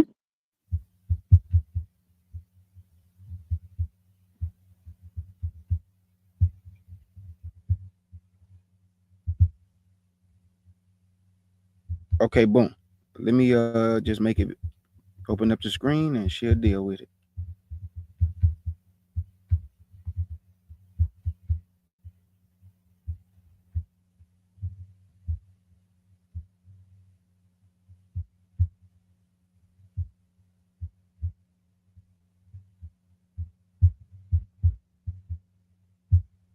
Okay, here you go, Wise. Hold on, no, that's not it. Hold up. Let me get it. I actually have that map, like a wall size, the Negro Land map. Here you go, right here. Look. Okay. Oh, for real? You have the Negro Land Uh-huh. map? Yeah. Yeah. Mm-hmm. Okay, here we go. You can see this, Wise? Yep. Yep, I can see that. And again, let me just reiterate, okay? The fourth, I would call it clause of their Constitutive Act said that they want to promote and defend African common positions on issues of interest to the continent and its people. So, what they have declared as the sixth region is the diaspora. So that's this right here, right? The people that's outside of Yes. right here. Okay. Yes, Gotcha. I didn't see that on the picture. So I'm glad you scrolled down. So they have declared their sixth region as the diaspora, which is, basically recognizing significant political, economic, and cultural contributions of people of African descent living outside of the African continent. And so they use that terminology, the sixth region, officially to refer when they are referring to the diaspora. But they also are using it when they're acknowledging the diaspora's potential to contribute to Africa's development. So that's why we see a lot of controversy around the term diaspora and who they're talking about as the sixth region. Right. Is that the question? I'm sorry, I don't know if I answered the question. No, I guess he just wanted to, just no. You explained it very well. I guess he just wanted to see a map of it. But I'm glad you explained it though. Because what you just said, look at us on the outside. Right. So when you hear the term sixth region, just know that they're referring to the African diaspora. And that is the term that exists in the Constitution, or what is called the Constitutive Act of the African Union. Okay. And that is what they decided and declared African heads of states in 2003. Right. So why is it suddenly so relevant in 2025 is what we really should be asking. Like, this was declared in 2003. Okay. And the sentence reads something like, the African Union decides to recognize the African diaspora as an effective entity contributing to economic and social development of the continent, et cetera, right? That is what is stated in their constitution. And so I think what happened is, where it existed on paper only, and they didn't really have they didn't really push it to the forefront to make it the reality. They're giving it life through this reparations argument or pursuit. I want you to notice number 6, Wise, when they say coexisting of people of African origin living outside the continent, irrespective of their citizenship and nationality. You see that? You see that? African origin living outside the continent, irrespective of their citizenship and nationality. Our nationality is Israelites. But y'all notice that they know the truth, y'all. Don't think these African nations don't know that you the Israelites. Some of them have even came out and said that they are taught that we the Israelites. So why they keep calling you African? Because like Wise said, they have included you, according to African descent, into this 6th region. Right. And that's why you see their move from it being a virtual reality to a codified reality, right? Like they want to formalize our social, economic, and development to contribute to the continent. Yeah, so I pray that she explained that, good for the people in the audience, but we ain't no Hamites. And I'm proud to say it. I take pride in my nationality. I take pride in our culture. I take pride in our inheritance. And y'all told us, don't ever give what belongs to you to another. So, let's hold on to what belongs to us. We don't have to be ashamed. Ham have his nationality. All people have their nationality. But when it comes to ours, nobody want us to take hold of it. Because they want us to be everything other than what Yah told us that we were, which was the sons and daughters of Yashala, the sons and daughters of Abraham, Isaac, and Jacob. That's our origin. These are our fathers. We don't come from none of Ham's children. We don't come from Canaan. We don't come from Put. We don't come from Mizraim. We don't come from Ethiopia, which is Cush. We do not come from none of these sons that Ham had. We come from the Abraham, Isaac, and Jacob. But they won't tell us that. But we already know that. So we don't need you to tell us when we already know, because Yah is taking the veil off of his sons and daughters' eyes in the last days. So the African thing doesn't work anymore. That was working when I was little. It doesn't work anymore because the veil is gone. I know I'm an Israelite. You can't get me with the African Israelite, Pan-African Israelite. It doesn't work on me. And it doesn't work on Wise. And it doesn't work on a lot of our brothers and sisters. And that's why they fighting back and making videos against what y'all trying to do, which they have a right to do. You have to speak out. You have to speak up.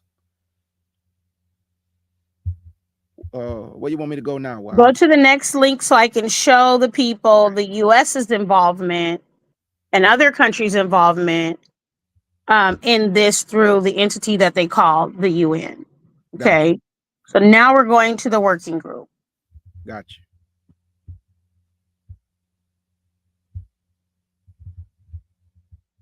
Let me open up the window. Now we going to the working group. And that's the one that's the AU and the CARICOM, right? Okay. No, it's the one that says okay, AU. Okay. Gotcha. The working group with the brother and the baby. Yeah. Okay, gotcha. This is very, very informative, man. Thank you for doing this. Not a problem. I mean, I just needed people to know.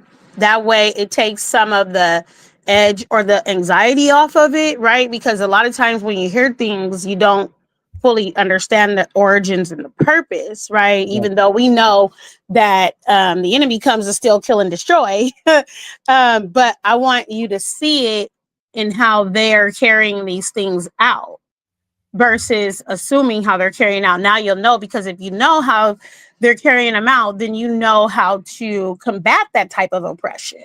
Absolutely. Right? Facts. So you see right here, this is a official website, the UN. You see the symbols, right? And you see the picture, right? So, they always use images that pertain to something that reflects us, what they believe reflects us, to carry out their agendas. And so This page is going to be talking about the working group of experts on people of African descent.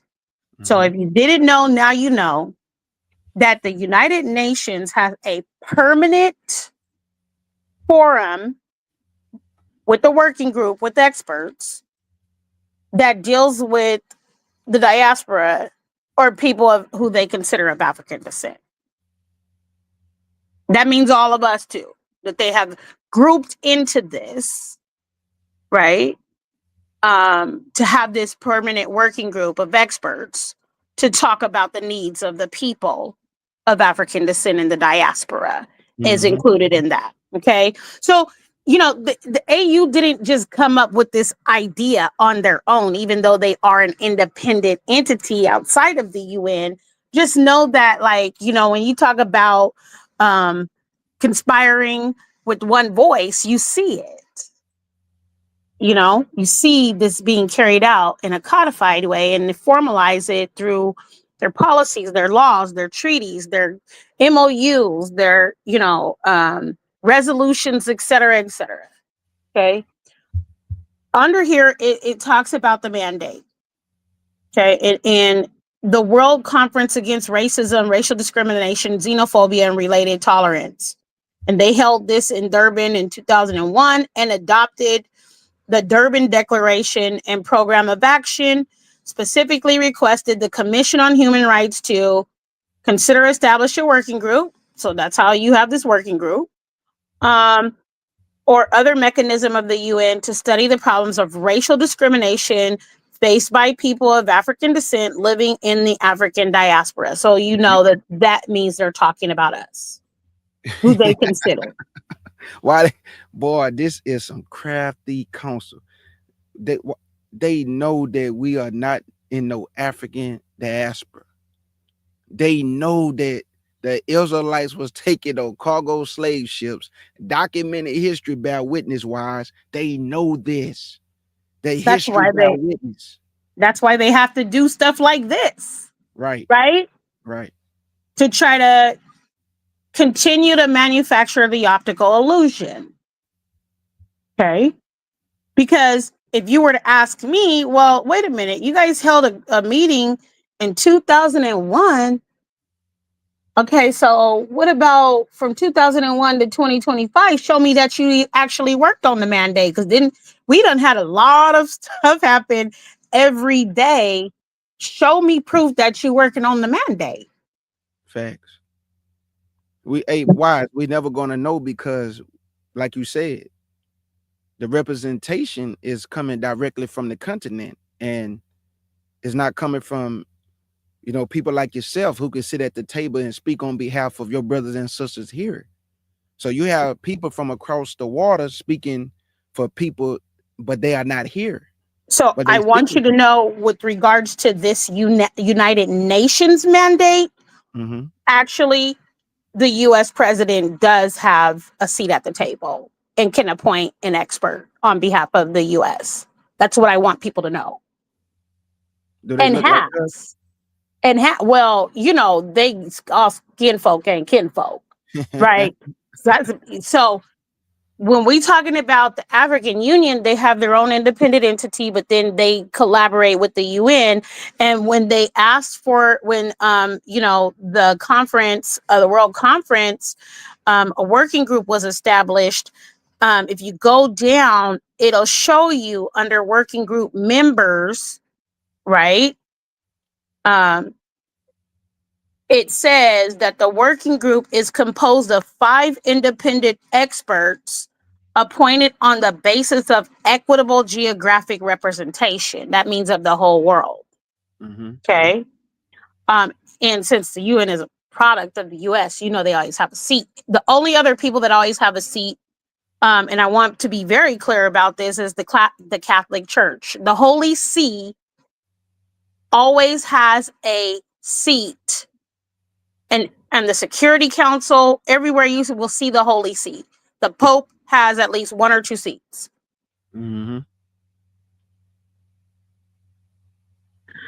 So members are elected for 3 years and can be renewed for 1 additional 3-year mandate.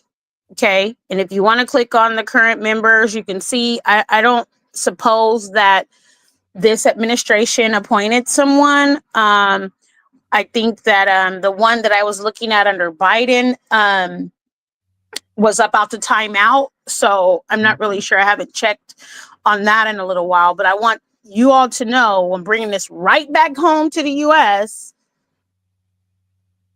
They're a part of this working group.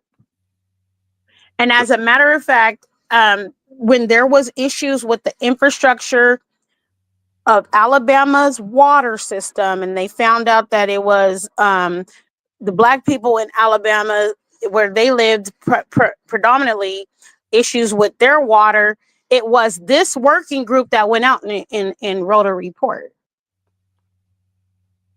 So wise, even if they do put somebody at the table from the United States and they do look like us, most likely it's gonna be a boule Negro. Probably. That's where the boule tie into. Yes. Because the boule are in the ear of the president. Right. Right? Making sure that they stack these positions. So if you go click on members, I want you to see these members. Okay. The current members. Right here. Mm-hmm. Okay. So I wanted you to show the people these members. So the current experts that sit on the as members in the working group is someone from Bangladesh. You see that? Someone from Guyana, Uganda, Hungary, Spain. That picture gone. Look, you ain't got no picture for them. Okay, here goes Spain. And we currently do not have anyone from the US. Wise, I'm sorry. And you don't see any men either.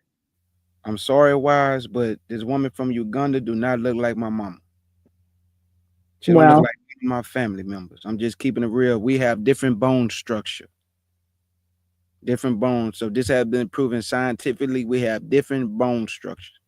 We are not, I mean, this woman don't look like none of my relatives. She just doesn't. Look at all of the names, though. I want, everybody just to look at all of the names, right? And the fact that there are no men on there. Nope. I'm not saying it. I'm just, if we weren't reading anything about these people, but when you start to read about the work that they've done, you will see, obviously, boule all over it. Right? Boule. Yep. Boule Negroes. Okay. The U.S. don't currently have anyone in position, but I do know that they're able to write reports or do whatever for people across, again, the quote unquote diaspora. Mm-hmm. And there was a man that was in place at the time that the Alabama water report was done. All right. So if there's nothing else about that, I want to go to we're almost done with this discussion anyway. The Global Reparation Fund link. Okay.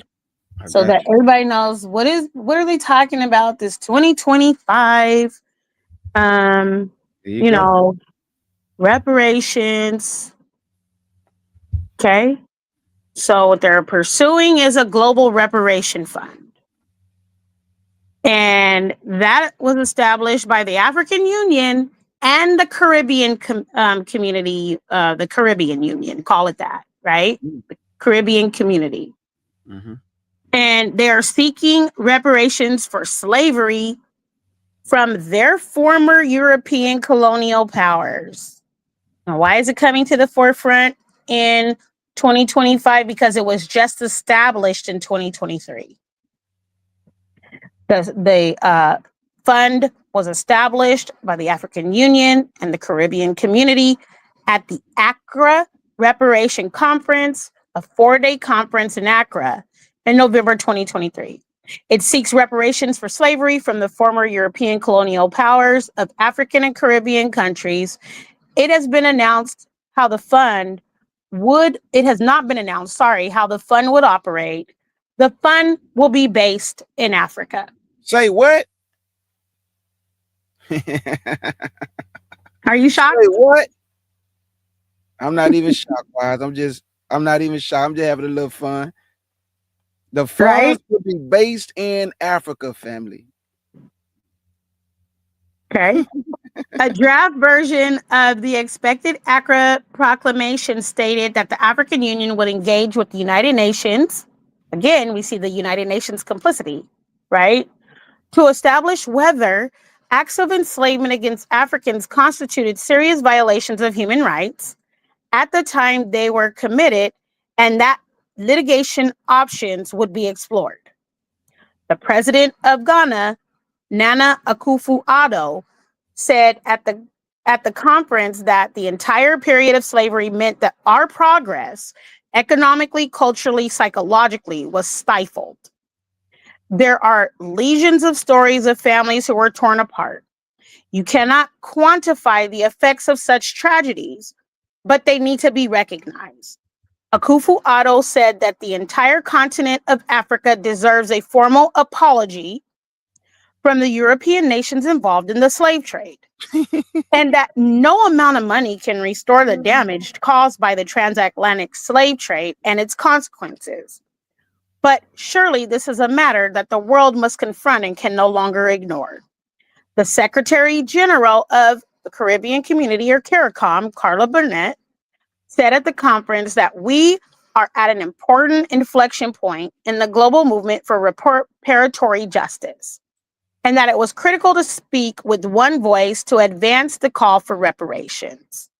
Delegates from the African Union began discussions on how to work with the Caribbean nations in the Bahamas in July 2023. And an official from the British Foreign Office attended the conference as part of their standard diplomatic engagement. The British government has resisted, just like the US government, potential reparations. All right, so now you guys see who the actors are, their origins, and their purpose. Okay. What I will summarize in saying is that we have already stated our unique position nationally and globally. That being said, in reports, even when I don't remember hold on, let me think of the name of the report that W.E.B. Du Bois came out with, even though I don't always support everything that he has said and done, but we've already stated our position about them grouping us in with African nations, Right. and declared our claims as unique at the UN level, even with the We Charge Genocide. That's what it was called. Do you remember We Charge Genocide? Right? So there was a video I know and a letter, a petition that was written in its UN 1951. I can send that over to anyone that wants to see that information. Send it to your brother. Okay, so like when we say, how do we formally reject AU representation? Typically what it would look like is, and you can go to the shadow reports link, is that we would file shadow reports to the UN Human Rights Council, and the CERD, part of their Securities Council. We would also issue a memo to our Congress rejecting African Union's representation in the matters when it comes to reparatory talks on our behalf, right? So that those are codified in a formal way. The counter groups like FBA or the Freedmen, right? Those are claimant groups in and of themselves, formal diaspora claimant groups that can counter the AU's claims, right? There are some, not a lot, but there are some shadow reports or documents where Black people have declared their unique position in that the African continents do not represent them. Mhm. So I want you guys to know that these documents already exist. Okay, so a shadow report is a method for non-government organizations to supplement and or present alternative information to reports governments are required to submit under human rights treaties. Unlike government reports, which often highlight the progress of the state in meeting its human rights obligations, while downplaying violations, shadow reports provide treaty body committees with crucial information about problems in the implementation in areas of government noncompliance. Okay. And so individuals or groups that declare themselves as groups of people can create shadow reports to reject the AU's representation of us in their claims for reparations, Mhm. in their claims for economic development of their continent, in their claims of, trying to switch from de jure to de facto contribution straight through their global fund, straight to the continent, right? And then specify through that declaration that they do not represent us because we have a unique experience and position that no one else in the world has had. We represent ourselves, right? Right. And so another thing that can be done is to make public declarations like we're doing now, right? Um, those count when we're talking about, did anybody ever say they don't represent us? Absolutely. We've been saying that. I don't see the US Congress writing a memo on our behalf, but we can write a memo to Congress letting them know these discussions that are being had between the AU, the UN, and the CARICOM don't represent the unique experience of the so-called Black Americans, right? We reject any US, dealings on our behalf with them. And so that way it's recorded.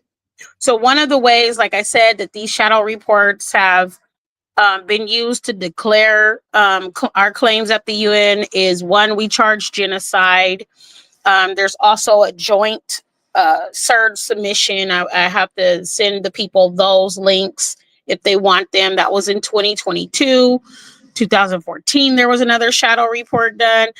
In 2025, African Futures Lab sent a joint submission talking about, the elimination of racial discrimination, CERD on reparations. And then in 2025 of May, there was a half-day discussion about the elimination of racial discrimination. So all of this stuff is happening at this global level, but I do want you to know that there have been formal submissions rejecting their claim over time. Okay, so it's not like we're without any rejection of their claim. We have them, but I mean, more can be done because there weren't as many formal rejections submitted as there were claims to the fact that the diaspora exists as a sixth region. If you get what I'm Right. saying, it wasn't. Absolutely. And so, with that being said, I hope that this information has been helpful. Yes, it has. I want informative. people to reject fear at all costs. Always reject fear, and I say that because I have seen some of my people really afraid or fearful over this thing. And I want you to remember, Job said, "That thing which I feared has happened to me. What I dreaded most has happened to me. What I feared has taken place." Job said that, right? And so we just have to get in the practice of rejecting our initial response to be anxious or fearful, cast all our cares on Hamashiach because he cares for us, right? Right. Absolutely. And to know that there are people like myself and other people that understand what to do to reject these claims. And I'm willing, along with others, to do it in writing, right? But that's a decision that needs to be made amongst us and not for us. So with that being said, Brother K. Judah, I hand the mic back to you and speak peace over my people, wisdom, knowledge, and justice. Thank you, my sister, and I got to give you this.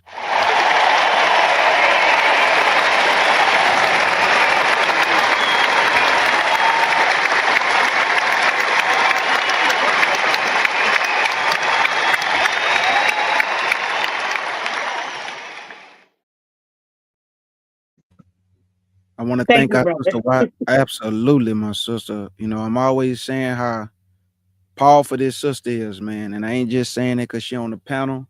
I tell her all the time.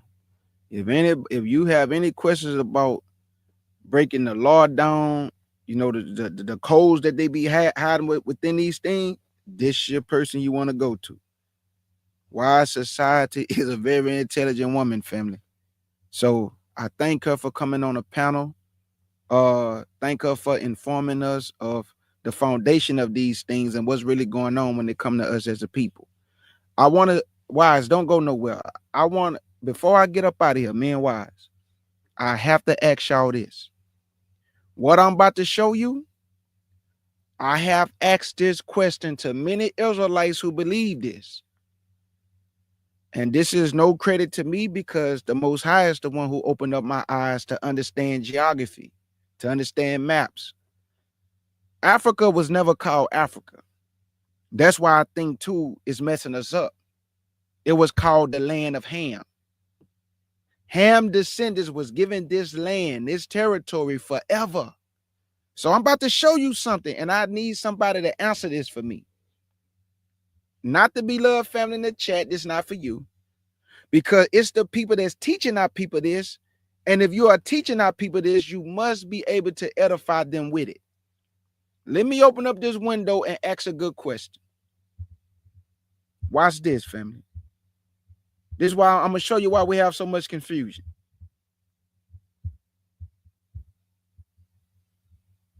Now, if a person say they believe the scriptures, this shouldn't be a problem then, what I'm about to say. Okay, I'm going to go to the top first. Let me see. I want somebody to explain this to your brother KJ. Okay, here we go. If you can do this for me, I'll never speak on Africa again. I'll never bring out my maps again. I will leave this topic alone. If you can do this for me, I will never speak on this again.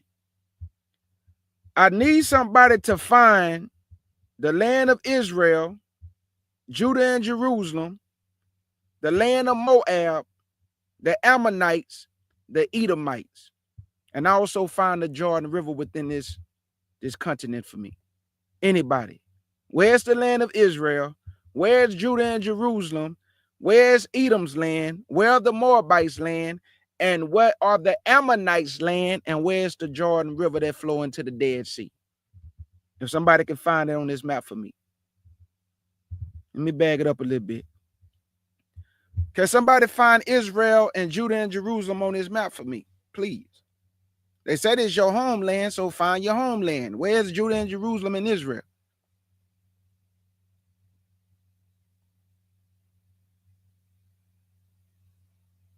What you looking at on this map come from the book of Jubilees.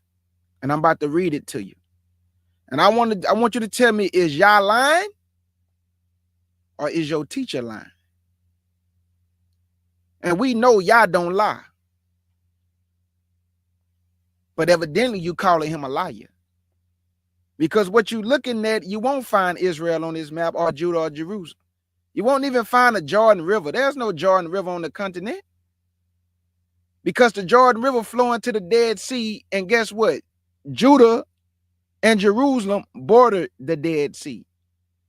Where's the Dead Sea? Where's Israel? Where's Judah and Jerusalem? Why are you saying this, KJ? Let me show you why I'm saying this. Let me go back to this picture so I can read this real quick. Right here. Y'all see this? You see where it say the sons of Ham? This is what you know as the continent, right? Watch this. Now, I want you to look at it first before I read it. Mizraim, Put, Canaan and Cush. Can I find this in the scriptures? I think I can. Let me go to Jubilees real quick and let me read this. Because something ain't right, bro. I'm going to bring it in close. Can you see this, Wise? I see it. Okay. This is Jubilees chapter 9. And I'm going to pick it up at verse 1. And we're going to find out, is the scriptures telling the truth or your teacher? Verse 1. And Ham divided among his sons. And the first portion came from Cush toward the east. And to the west of him, Mizraim. And to the west of him, Put. And to the west of him, the sea for Canaan. Now ask yourself, what do you mean the sea of Canaan? So let me show you the map again so it can make sense of what else I'm about to read. He said Cush was given the east. Here you go right here. He said to the west of him was Mizraim. Here you go right here. And to the west of Mizraim was Put. Here you go right here. And the west of him by the sea, which is the Sea of Atel, is where Canaan was supposed to go. But he didn't go to his land. He went to Lebanon. Lebanon is not on the continent of Africa. That's why Canaan got in trouble when we came out of Egypt. We went and got our land back. So if Canaan land was supposed to be what they call South Africa today, and he didn't go to his inheritance, but he stole some of yours, that means where's your inheritance? Because it can't be here if he took it before he got here. Make it make sense to KJ. So let me read this, and then I just need somebody to answer this for me. That's it. So this is Jubilees again, and we're going to read what was given to Ham, and I'm going to read it again. This is Jubilees chapter 8, verse 22 to 24. And for Ham came forth the second portion, beyond the Gihon, which is the Nile River, toward the south, to the right of the Garden of Eden. Hold up, time out. Y'all lied and told me that the Garden of Eden is on the continent. But Jubilees just said that the right of the Garden of Eden is not in the continent. And it extends toward the south, and it extends to all the mountains of fire, which is the East African Rift Zone. And it extends towards the west to the Sea of Atel. I just showed you that. It said Canaan land was by the sea, which is the Sea of Atel. And it extends towards the west, which is the West Atlantic Ocean, because Canaan land was by the South Atlantic Ocean, and it just said it went west by the West Atlantic Ocean till it reaches the Sea of Ma'uk. That sea into which everything which is not destroyed descend. And it go forth toward the north to the limits of Gadir. And it go forth to the coast of the waters of the sea, to the waters of the Great Sea, which is the Mediterranean Sea, till it draws near to the river Gihon, which is the Nile. And it goes along the river Gihon till it reaches the right of the Garden of Eden. And this land which came forth for Ham as the portion which was to occupy forever for himself and for his sons unto their generation. So KJ, you reading this, but show it on the map. Let's break this down. He said that it starts from the Gihon, which is the Nile River right here, right? He said then it went down south by the mountains of fire. Here you go, which is the East African Rift Zone. He said then it went down, going west by the Sea of Atel. Here you go right here. Till it reaches the Sea of Ma'uk. Here you go right here. To Gadir. Here you go right here. And it come all the way around to the Gihon, which is the Nile River. And right of that is what? The Garden of Eden. The Garden of Eden is not in Ham's territory. He say it was to the right of it. So why is not the Garden of Eden on the continent that y'all been lying, telling Israel that the Garden of Eden, Jerusalem, and Israel is on the continent of Africa, but this is given to Ham? The Garden of Eden is to the right of Ham's land because it was given to Shem. And in the book of Jubilees, it say that Noah rejoiced at the inheritance of Shem because he knew that the Garden of Eden was in it, Mount Sinai, and Jerusalem, and they all face each other. Guess what Mount Sinai is? Arabia. The Garden of Eden faced Mount Sinai, and Jerusalem faced the Garden of Eden. All three of these was created for holy places.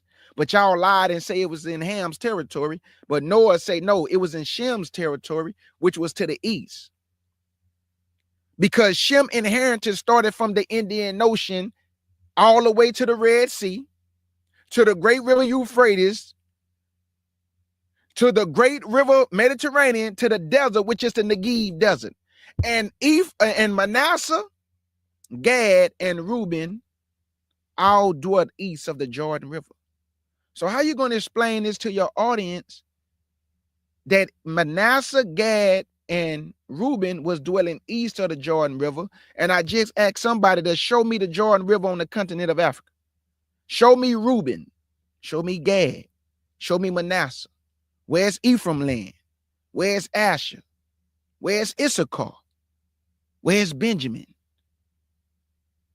Where is it? This is not your inheritance. This is where you fled to. This is where you were sold from. So where did you come from to flee here? Running from Roman persecution. What about the 10 tribes when they left the Assyrian captivity and crossed back over the Euphrates and went into a country where never mankind dwelt, which was called Ancestry, which today they call Algeria, North Africa. That's where they fled to. Y'all been lied to, bruh. This continent is where you fled to and you were sold after living in Africa for a long time. That's why it was called Negro land, the slave coast. They knew you wasn't them. But now since the Greeks and the heathen had changed the names of all these places, it's not called the land of Ham no more. It's called Africa. So now they have included you with the continent of Africa and say, no, you my brother. You my sister. But they sold you to the heathen. Talking about they need an apology from the heathen. No, you need to apologize to us because you sold us to the heathen. You sold us to the Grecians, which is the children of Javan. Make it make sense, man. This is the book of Jubilees, family. I ain't making this up. This land wasn't given to you. It was given to Ham and his son. Brother K. Judah, in Ezekiel 38, doesn't it mention that the Hamite nations are a part of the alliance that joins Gog? You better talk to me. In an Ethiopia, attack against Yasharal? I mean, absolutely. Right. No, you're absolutely correct because Gog is a leader. Magog is the people that he's ruling over, and you got Meshach and Tubal. These are all European nations today. Russia, Meshach and Tubal, they also was pushing to southern Russia. And then you got Ethiopia, which is Cush, and you got Put, which is called Libya today. All these nations will be joined with Russia. When we go back home, according to Ezekiel 38, they're going to come up against our land unto unwalled villages of people that are dwelling safely, and they're going to try to take a spoil. And Yah himself is going to rain down fire and destroy them. This is the last battle of all battles. Right. You got the battle of Armageddon. That's Yahshua going to fight against the nations. Once he secure us and give us peace, Gog is going to go to the four corners of the earth after Satan is released out of his prison, go to the four corners of the earth to deceive them, which is Gog, Magog, Ethiopia, Put, Meshach, Tubal, all the nations, and they're going to come up against us like you just said. So let me ask again, why is Cush and Libya, which is Put, joined with Russia and his alliances? Why? I thought your land was in Jerusalem, so why is Cush coming up against the land if your land is in Jerusalem, which is Ethiopia? Let me ask that again. If your land is in, if Jerusalem is Ethiopia And Cush is joined with Gog and Magog to come and fight against you in Zion, where Yahshua would be at. Why is Cush joined against you when Jerusalem is in Ethiopia? Should not he be helping you? I mean, your land is in his land. Do that make any sense to y'all that Yah is going to put Jerusalem in Ethiopia that was given to Cush? Make it make sense, people. Like why I say you got to do your investigation, people. You got to read for yourself. Don't take my word for anything. Go to the book of Jubilees, chapter 8, chapter 9, read the inheritance of Ham, read the inheritance of Shem, read the inheritance of Japhet, and you tell me what you see. Because what I see, this is Ham's land. And that's why you have Ethiopia, Sudan, Chad, Niger, Libya, Egypt, Algeria, Mali. Oh, these are Tanzania, South Africa, Angola, Zimbabwe. These are all made up names that, these people get. It was called the land of Ham. Ethiopia was given to Cush. Mizraim, Egypt was given to Mizraim. Put was given to the west. And Canaan was given to the west of him by the Sea of Atel. This is facts. So when they tell you to come back home, where? This is not your home. So where you going to go? Where is your inheritance on this map? Can somebody show me where's your inheritance? Let me bring it in a little close. Where's your inheritance on this map? But it's interesting how much this is discussed. Like, why is it that we are the only people who have to be told who we are and who we are not? Right? The only people, facts. The only people that they're always constantly talking about who we are and who we are not. Like, why is it even that much of a major subject? And, when you start to really think about why they make so much of it, obviously, then you start to be able to see between the optical illusion. Let me ask you this, Wise. If the Bible say from beyond the river of Ethiopia or from beyond the rivers of Cush, my daughters is going to bring my offering. Listen again, people. From beyond the rivers of Cush, which is the Nile River, right? Right. So he's saying that my people who are beyond the Nile River, you're going to bring my offering to me. But they lying telling you that Jerusalem is in Ethiopia. But y'all say, no, from beyond the rivers of Ethiopia, I'm going to bring you back home. But they lying telling you, no, this is your home. You got to read the scriptures for yourself. If you are beyond the rivers of Ethiopia, and he said, you're going to bring my offering to me, where are you bringing the offering to? Because I don't see Israel on the map, Wise. I don't see Jerusalem, Wise. I don't see Benjamin's land and Issachar's land. I don't see none of our land on this map, Wise. I see all African nations. I mean, even with south of Egypt, even every time I even think about Egypt, I'm like, we're not supposed to go by the way of Egypt, period. Right? The way that people are explaining these narratives really don't make sense when you have researched for yourself, read the scriptures, and clearly see that it's a lie. Right. So I'm glad you have this map because it's I got clear. 1,200 maps. Right. 1,200. Put them on the wall, Brother K. Judah. Look, it's like, even though maps have been changed over time, you can tell even with the changes, they tried to cover something up. Right. Can you see this, Wise? I see it. Now, I want to ask a good question, Wise, to the audience. When the children of Israel came out of Egypt, the Bible says he took them the way of the Red Sea, which is the Greek term that's a made-up name. It is called the Yam Suf, or the Reed Sea, R-E-E-D-C, the Reed Sea, right? The Most High Yah, before Moses died, he had to go on top of a mountain. The mountain that Moses went on top of is called Mount Nebo, which is in the plains of Moab, looking west. So if Moses is on the Mount Nebo looking west at the land of Canaan, And Reuben, Gad, and Manasseh asked Moses, we do not want to cross over the Jordan River. We want our land on this side of the Jordan River, which was in the plains of Moab, in Gilead, and in Mount Hermon. How is this in the continent of Africa again?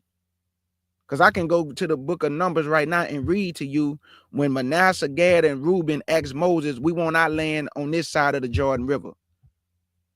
But they telling you that, no, we come from the continent of Africa. The Jordan River emptied itself into the Dead Sea. Can somebody chat GPT and ask, do the continent of Africa have a Dead Sea? Do the continent of Africa have a Jordan River? And watch it tell you, no, it have lakes. I didn't say did it have a lake. I say, do it have a Jordan River, not a lake. I say, do it have a Dead Sea? Can somebody type that in for me on chat GPT and just tell me what you come up with? Your land is not on the continent of Africa with these people. Shem inheritance was to the east. Abraham come from Mesopotamia of the Chaldeans. He went down to Egypt. Chaldean is north, so you had to go down, meaning travel down to get to Egypt. Even the Egyptians, Ethiopians, the Canaanites, and Put, when they got off the boat on Mount Ararat, they had to go south to get into their land. That's why Canaan was able to steal Lebanon, because they was going south. Then they had to turn in west. It's just that simple, people. But I didn't ask people to come prove these things to me. They won't come hit the link. So they're going to just keep lying to you, because anytime something come out of our mouth, why they won't defend it? I've been asking Africans, your Israelite teachers, they could come hit the link and prove to me that the continent of Africa is our homeland. They won't do it. They listening right now. Come hit the link and prove to me that what y'all been saying is true. Come prove to me I'm an African Israelite. Come prove to me I'm Pan-African Israelite.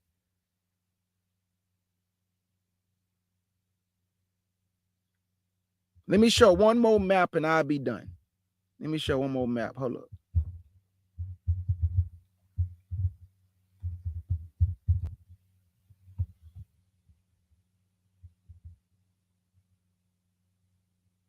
Let me read this right. Hold on, family. I got so many maps, it's crazy. Let me see. Y'all see this? This how the land was distributed, people. You remember I told you that Gad, Reuben, and Manasseh had their land east of the Jordan River, right? Here go Mount Nebo. Let me bring it in close. This is where Moses died at. Okay? Mount Nebo. Let me go to Deuteronomy real quick. I just want to prove this. Because if we was on the continent of Africa, Moses should have had no business died on Mount Nebo. Doesn't make any sense. All you got to do is find out where they traveled, where Moses died, and you'll get your answer to what the scriptures say and not what man says. Not how much we can talk is what we can prove. This is Deuteronomy. I'm going to go to the last chapter, and we're going to find out where did Moses die at. This is Deuteronomy chapter 34 and verse 1. And Moses went up from the plains of Moab unto the mountain of Nebo, to the top of Pisgah, that is over against Jericho. And the Lord showed him all the land of Gilead unto Dan, and all the land of Naphtali, and the land of Ephraim, and Manasseh, and all the land of Judah, and unto the uttermost sea. What is the uttermost seas, KJ? The Great Sea is the Mediterranean Sea. Now, hold on. One more picture. I'm telling you. Let me go. Moses looking west, and I'll be done.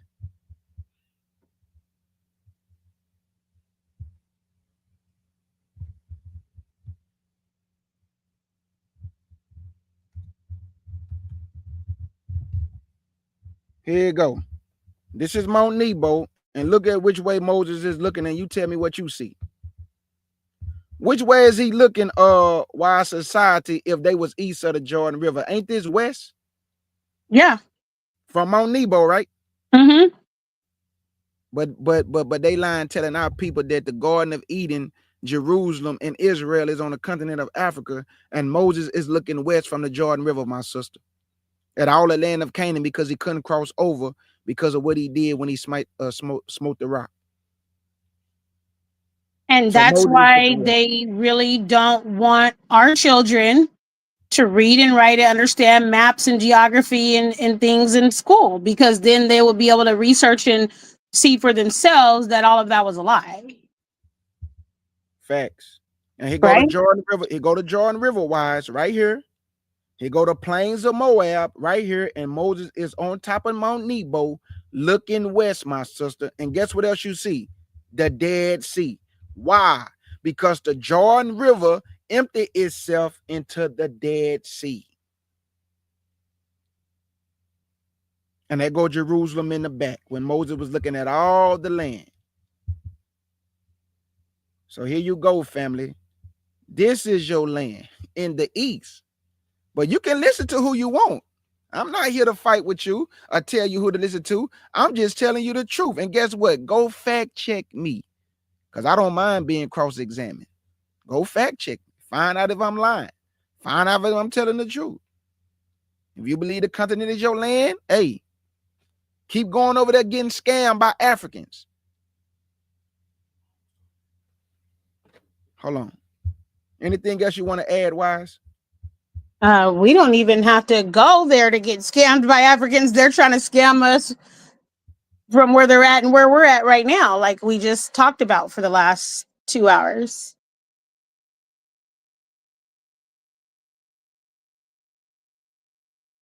I mean, I just need people to understand that, right? They're joining in with our common enemy. Okay, here we go. Hold on, Wise. Here we go. Mm-hmm. Here we go. I bet you won't come hit the link. Hey, and whatever you do, you better have your scriptures. You can laugh all you want. I bet you won't come hit this link. I bet you won't come prove to me that the Dead Sea is in Ethiopia. I bet you won't come prove to me that our land is in Africa. I bet you won't. Hit the link, bro. Yeah, I sound like an agent to a person who don't got no understanding. I bet you won't hit this link. It's easy to tell somebody what they sound like. And let me click on your name and see if you have a channel, because no, he don't have a channel. Most people that talk, they don't teach. Most people that teach and they rightfully dividing the word, they edify. They're just a clown talking. Yeah, next time, just like I thought I told y'all, cowards. Cowards. He opened his mouth, but he won't hit my link. He say next time. We might not have a next time. Shut your mouth if you don't know what you're talking about, because you don't want no smoke up here. Don't get yourself embarrassed. Like I said, y'all, go fact check me. See if what I'm saying is the truth, and go by the scriptures. When the children of Israel came out of Egypt, all you have to do is follow the trail according to the scriptures, get you some maps, and you're going to see that Yah told Moses in Exodus chapter 3, bring my people back to this same mountain that I'm talking to you at. And that Mount Sinai, which is the same as Mount Horeb, is in Arabia. That's where the real Mount Sinai is, in Arabia. So this dude right here is a clown, a certified coward who running this mouth but won't hit the channel, just like I thought. They do it all the time, y'all. This is what I go through. Talking Negroes, but won't come face me like a man and then prove with scriptures what he's saying. He's a chat box warrior. He trying to box me from the chat box, writing comments. Goofball. Anything else you want to add, Wise? Yeah, you're a coward. You ain't hit the link yet. I mean, I'm just looking at the etymology of. Be quiet then, Negro. If you like to be prepared, you need to be quiet, because I'm always prepared. It don't matter. I'm always prepared. The Bible say be ready in season, out of season. You got to be prepared. I'm already prepared when you open your mouth. I'm prepared now. Go ahead, Wise. Let me stop talking to this goofball. I was just going to say the question that he raises about whether we want to be considered Arab or Africa is really a question that doesn't really warrant very much study. It warrants more study, because if you understand that the word Africa is a Roman or Latin word, why would you want to be called anything that your oppressor calls you anyway? Fact. Right?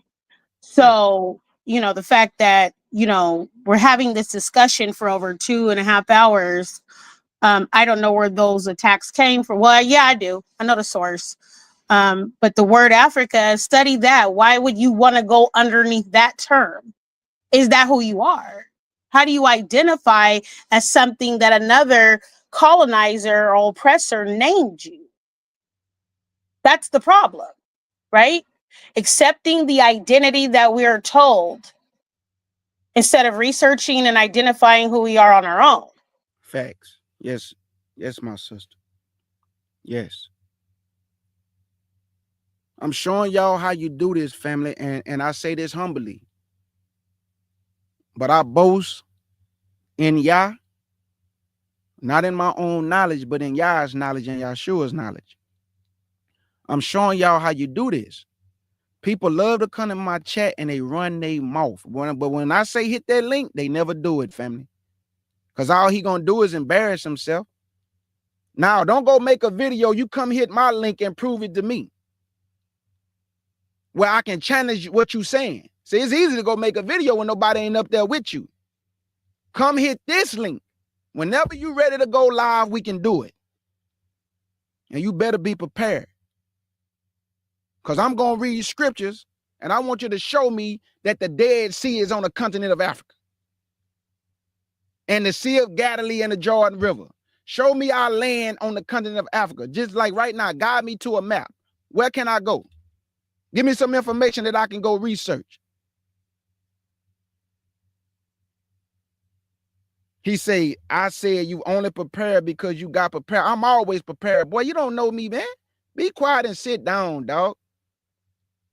Be quiet, bro. You getting on my nerves already. Be quiet. I'm always prepared. I'm prepared right now. I'm going to be prepared tomorrow, and I don't need nothing written down. You got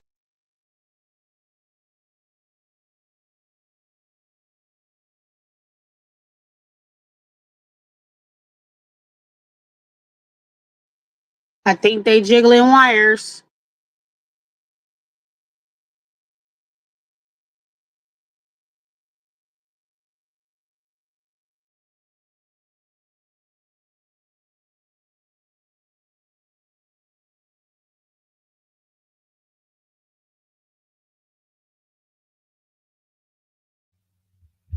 y'all can hear me, Wise? Now we can hear you, but like I said, I think they jiggling wires because suddenly the sound cut out.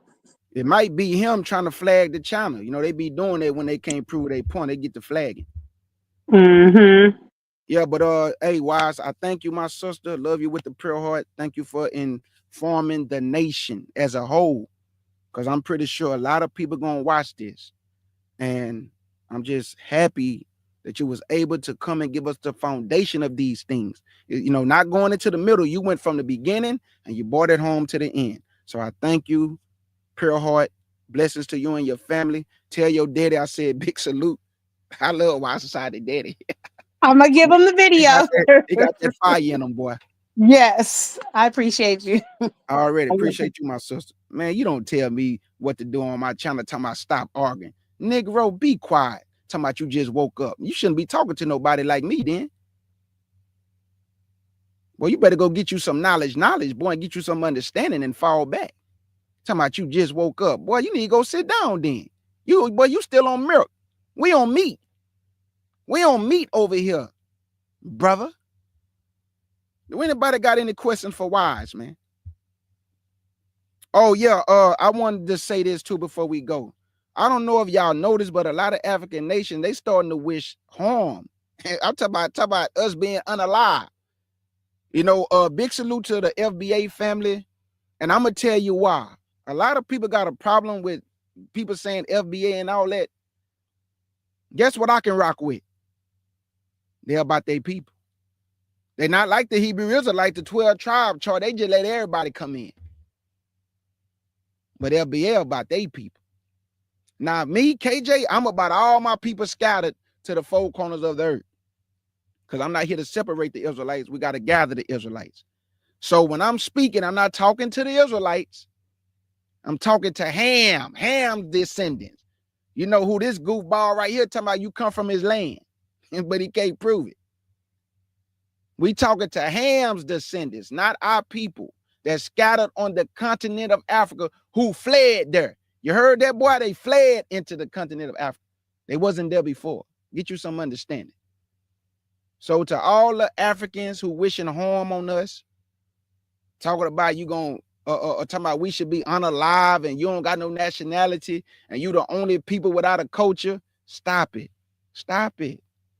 We have culture. We have inheritance. We have a nationality. But you want to keep cosplaying, talking about we African like you. I'm not no African. I ain't never been an African. I don't speak your language. I don't have your culture. My inheritance is not like yours, and you don't have a covenant with Yah and Yahshua. We have a covenant with Yah, not you. So we are not the same. I am not a Pan-African Israelite. I am not an African Israelite because that is a made-up name. I am an Israelite. Abraham, Isaac, and Jacob is my fathers. And all my other four mothers and four fathers. That's who we are. The sons and daughters of Abraham, Isaac, and Jacob. We are not Hamitic. We are Shemitic. Okay? We are not Hamitic. We are Shemitic. I got to keep saying it. We are not Hamitic. We are Shemitic. We do not come from Ham, family. So stop calling yourself an African Israelite. It doesn't even make sense when you say that. What? Wise, can anybody define what is an African Israelite, man? What is that? What is an African Israelite? Can anybody explain this to KJ? What is an African Israelite? So they tell you not to call yourself an African American, but then they turn around and call you an African Israelite. Make it make sense, man. What is an African Israelite?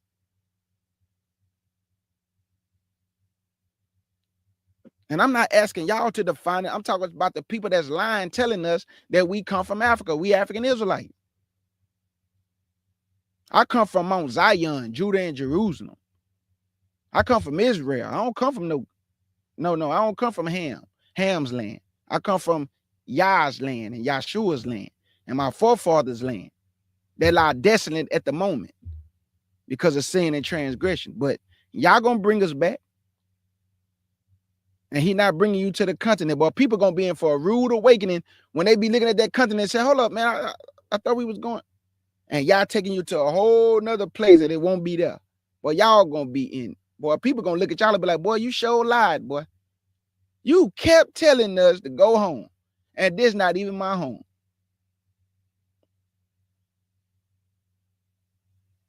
Well, that's all me and my sister got, family. I want people to look on their own 2 documents because I think that they will help also to break down where you see some of the cultural and entertainment like cosplaying and theft, which was supported also by the UN in the United States through 2 different things. One of them, you look up the replacement migration document of the United Nations, those of you who want to do further research, and then you can search how Black entertainers were used globally during the Cold War. Okay, this was a project of the United States cultural ambassadors, they called them. And so when you see our music and our style and our all of the things that have been appropriated, other people have taken, part of that was a project of the US to spread abroad the entertainment industry and have them as cultural ambassadors. The replacement migration will help you understand, if you read that document, will help you understand how declining populations were studied. And because the Nigerian population was one of growth during the times of decline, they created a policy to insert Nigerians in different places. So when people say, well, how come there's such a large Nigerian, population, right? So when you start to read for yourself these policies of governments that they have enacted, you'll see why these people feel empowered to say what they say and do. Absolutely. See, Barron said, can somebody send him the documents? What I That's what can we, do is post a list of links on my page in okay. a post. So what I'll do is everything that I mentioned here, including the last 2 documents that I said about the Black entertainers used during as cultural ambassadors during the Cold War and the replacement migration link, I will post a list of links on my page as a post, and anyone that wants to see those documents can go and look them up. And like you, Brother K. Judah, have maps. I got all the legal documents Absolutely. that you guys want to see. So you can just ask me at any time, and I will get that information and post it on my channel's post page, community Absolutely. page. Facts. I want to say to Shaya, that's what we've been trying to get people to see. I don't know. I think you're a sister. That's what we've been trying to get people to see, but we have Israelites in the community that's disrespecting Yah's inheritance, and they putting all the inheritance in another man's inheritance. But then when you ask them to prove it, they run. But I thought we supposed to be able to stand and be cross-examined if anything come out of our mouth. So I just don't understand that these people despise Yah's land and they uphold another man's land. So what you're saying is the truth, because when you read the book of Jubilees, Shem's land started from the Indian Ocean. So ask yourself, what is his land doing start from the Indian Ocean if it's on a continent? The Indian Ocean is in the east. It's just that simple. You know, I don't understand why. And then our people regurgitate these people. So now you got a goofy like the dude that the Black Hebrew Israelite dude. He's a goofy. I'm just going to keep it real. Coming in the chat box, opening his mouth without even knowing anything. The Bible say be slow to speak, swift to hear, slow to speak. He just came right in the chat running his mouth. But I bet you, but he don't want to hit the link because he's a goofy. A man who run his mouth without knowing what somebody talking about is a goofy. So learn how to be quiet next time, boy. And learn how to listen instead of running your mouth like you know something. Talking about you just woke up yesterday. You need to be quiet then. So that's it for us, family. Wise Society. Can somebody put Wise Society's channel link in the matter of fact, I'll do it. Hold up. Let me do it myself. I got her. I got Wise. Hold up, y'all. I'll put it in there myself. If nobody don't have any questions for the beloved sister or I see myself, that C. Barron is saying that it doesn't show community. I'm not really sure about how you would find it as a subscriber, but typically they have a page that I post on. I post pictures or articles or different things there. So if someone knows how you can locate that to give them instruction, because I don't know how some people find it, and maybe I don't know if you can see it on the phone or maybe it has to be on another device. I can see it from my phone. there go her channel, family. So I put Wise Society's channel in the chat. Can you please support the sister? Big shout out to Sister Eve. Man, she been rocking and rolling, dropping very informative videos. On one video, she got over 900 comments, and Ham is in there going ham. Ham is going ham. Okay, it's under post, they say. Can you hear us, Brother K. Judah? Yep, I can hear you. Okay, you had lost sound for a minute. Yeah, YouTube jiggling Wise. Yep. Like always. Okay, you already subscribed? Okay, yeah, we appreciate y'all. All right, Wise Society, thank you, my sister, man, and you enjoy the rest of your day. Peace and blessings to you, brother. Peace and blessings to you. That's my sister right there, Wise Society. Powerful sister.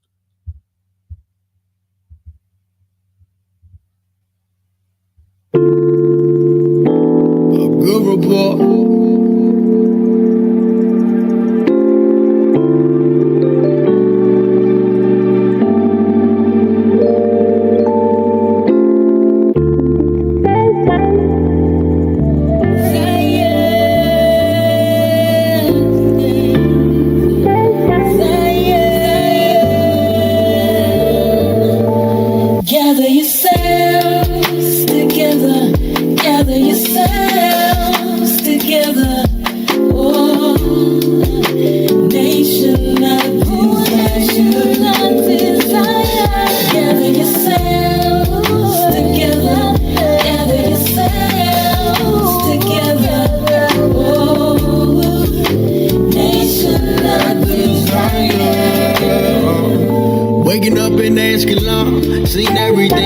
cross.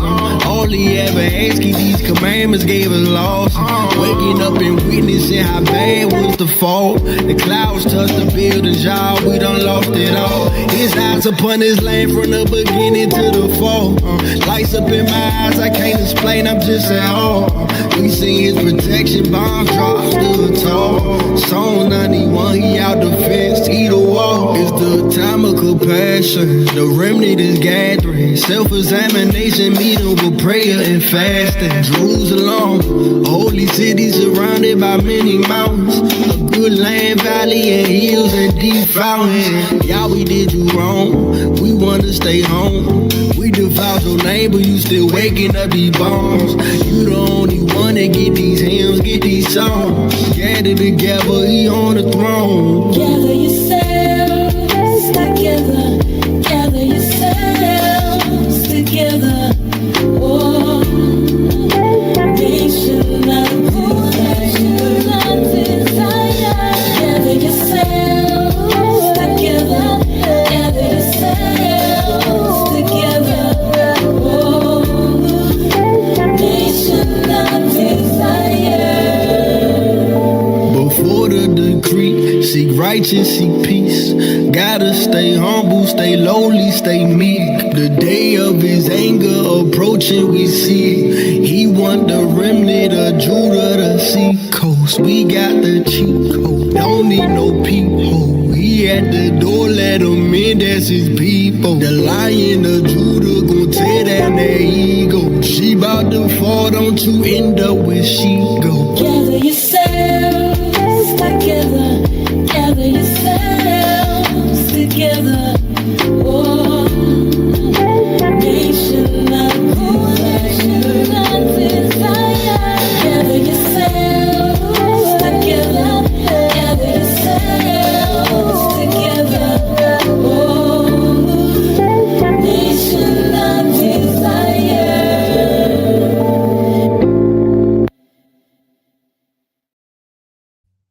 Do anybody have any questions before I go, family? Any questions before I go? Please fact check your brother. Please go into the scriptures and do your own due diligence. Please, family, grab you some maps, some good maps, and find out where your land at. And you will see that the Bible is a true book. Most people that show you or tell you where your land at, they never show you no maps. Thank you. Thank you. I already know. Thank you, though, Shaya. Yes, Uz is by the Jordan in Arabia, which is where Abraham was from. The Jordan River is by Arabia, family. Esau dwelt by the Sea of Aqaba, and also the Jordan River right by Saudi Arabia. That's what Esau land was, south of Judah and Jerusalem. I'm going to say that again. Esau land was by the Jordan River, by the Sea of Aqaba, which is the so-called Red Sea, by Saudi Arabia, which is Mount Sinai. The real Mount Sinai is in Saudi Arabia, according to the book of Galatians chapter 3. Paul say Sinai is in Arabia. Let me show y'all something before I go and I'm out of here. I just want to show this real quick, because we are a fact-based channel. Facts. We are a facts-based channel. We deal with the facts of the scriptures, the facts of history. And even if we showing maps, we're going to deal with the facts of these things. We're not going to tell you what we think. Let me see. Let me deal with this real quick.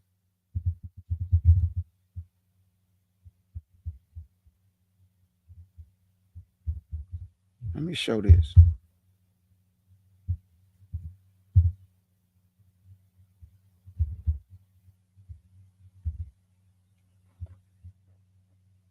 Okay, here you go. I'm going to show y'all this and then I'm gone. Somebody have to explain this to KJ. Can somebody please explain? Hold on, let me get this off my screen real quick. Hold up. Can somebody please explain this to KJ? And I'm gone after this, family. I just need somebody to explain this to your beloved brother. Hold on, let me see. Here you go. Y'all see this? Go look up this name at the bottom when it say Jebel El Laws. Jebel, Jebel, L-A-L, Laws, L-A-W-Z. Why is I'm telling you to go look up this name, Jebel El Laws? This is in Saudi Arabia. It say the real Mount Sinai, which is Jebel El Laws. Look at the top of the mountain. Y'all remember the Bible said that Yahshua came on top of the mountain, and the mountain was all together on a smoke. It burned with fire. The mountain quaked greatly. This is the only top that's burnt. It's the top of it, like the Bible say. Guess what, family? This is in Saudi Arabia. Guess what else? In Exodus chapter 3, he told Moses, bring my people back to this mountain, and I will give them the law. It's just that simple, family. The real Mount Sinai is here in Arabia. So if your land is on a continent of Africa, where Ham at, why did they have to go to Mount Sinai to get the law?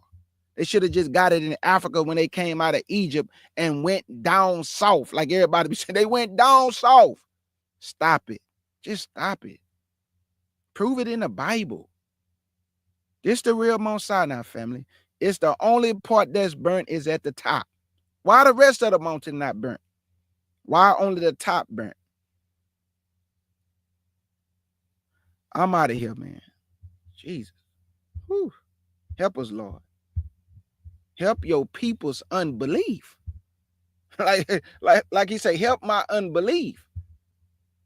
Too many unbelievers, boy.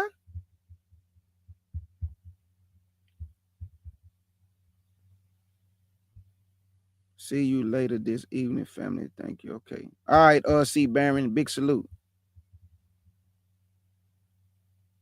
That's right, Nicole. He delivered us out of Egypt. That's facts. That's facts.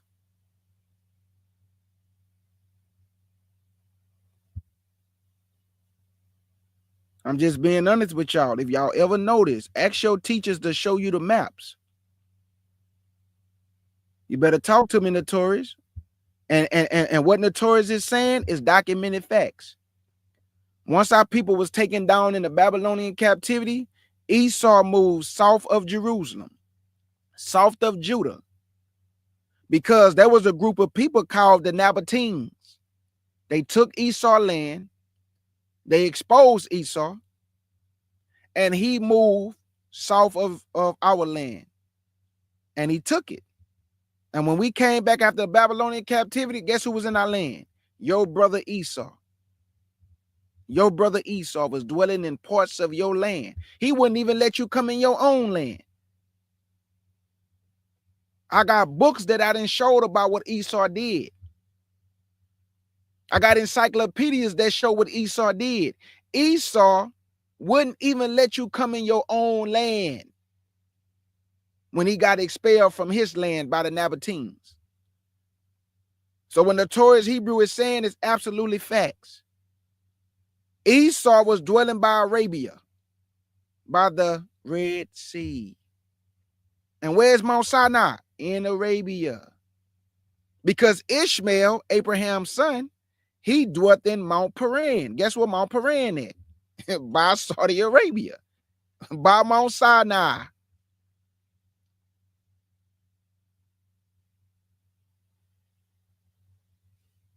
What's the, okay, hold on. Okay, Judah, what's the, if your video lesson where you were showing the maps? It's called Mount Ararat. It's called Mount Ararat. When I was showing all the maps and I was breaking down the rivers and, you know, the different things like that. I was showing our borders, the rivers. I was showing where it stopped at. I was showing everything on the maps. It's called Mount Ararat and the truth of the promised land. Mount Ararat. That's the name of it. Mount Ararat and the truth of the promised land. I have nothing against the continent of Africa. They have an inheritance. Let them enjoy their inheritance. But you can't go into another man's land talking about it belongs to you and think you're going to get treated like how they would treat their natural brothers and sisters. Now you wonder why you're getting scammed in Africa. They demolishing your land and your territory and the things you built over there. They just taking it down and destroying it and stealing your resources. You know why they can do that to you? Because that's not your land. Why every time you go back to Africa, they don't show you directly where your inheritance is at? Why you have to pay for your inheritance? When y'all gather you, you won't need money to pay for your inheritance. He's going to give it back to you. But you buying land, talking about, I'm going home. Well, keep going home then. Do your thing.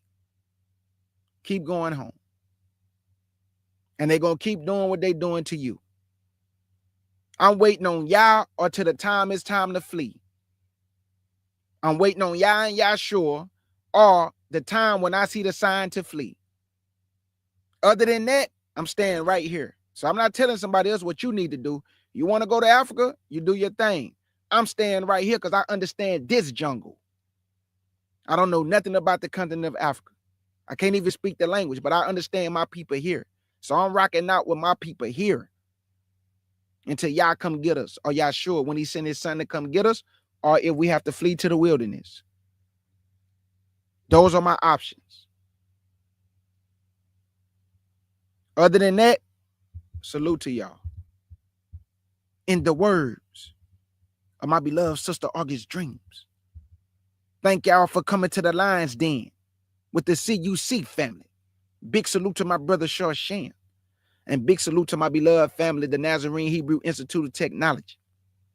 Big Houston-sized, Whataburger-sized salute to Wise Society for her knowledge, for her understanding, and the wisdom that Yah have imparted to her to bring forth this understanding to her people. Because like I told Wise last time, her intellect also transfer over to the word of Yah. Most people who smart, that intellect and the knowledge, maybe it's book knowledge, but it can't transfer over to the way Yah want things to be, because they use intellect to cover for the fact they can't understand what Yah want things to be. She can do both. Her knowledge, her smarts, and her intellect transfer over to the will of Yah. Most people can't do that because they use intellect to be the cover. Oh man, I'm smart. I got 100 degrees. So y'all just come grab somebody like me with that southern slang, and you get to using them big words on me, and I talk plainly to the people, and they understand. But you didn't use Sasakovis and all type of big old words. It's I just talk plainly. Let's get it.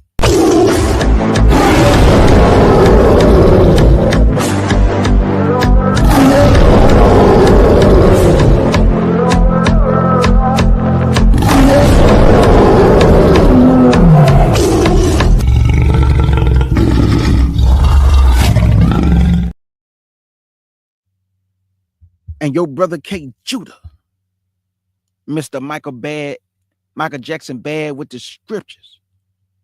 And to that brother who came in my chat box talking, whenever you ready, hit the link.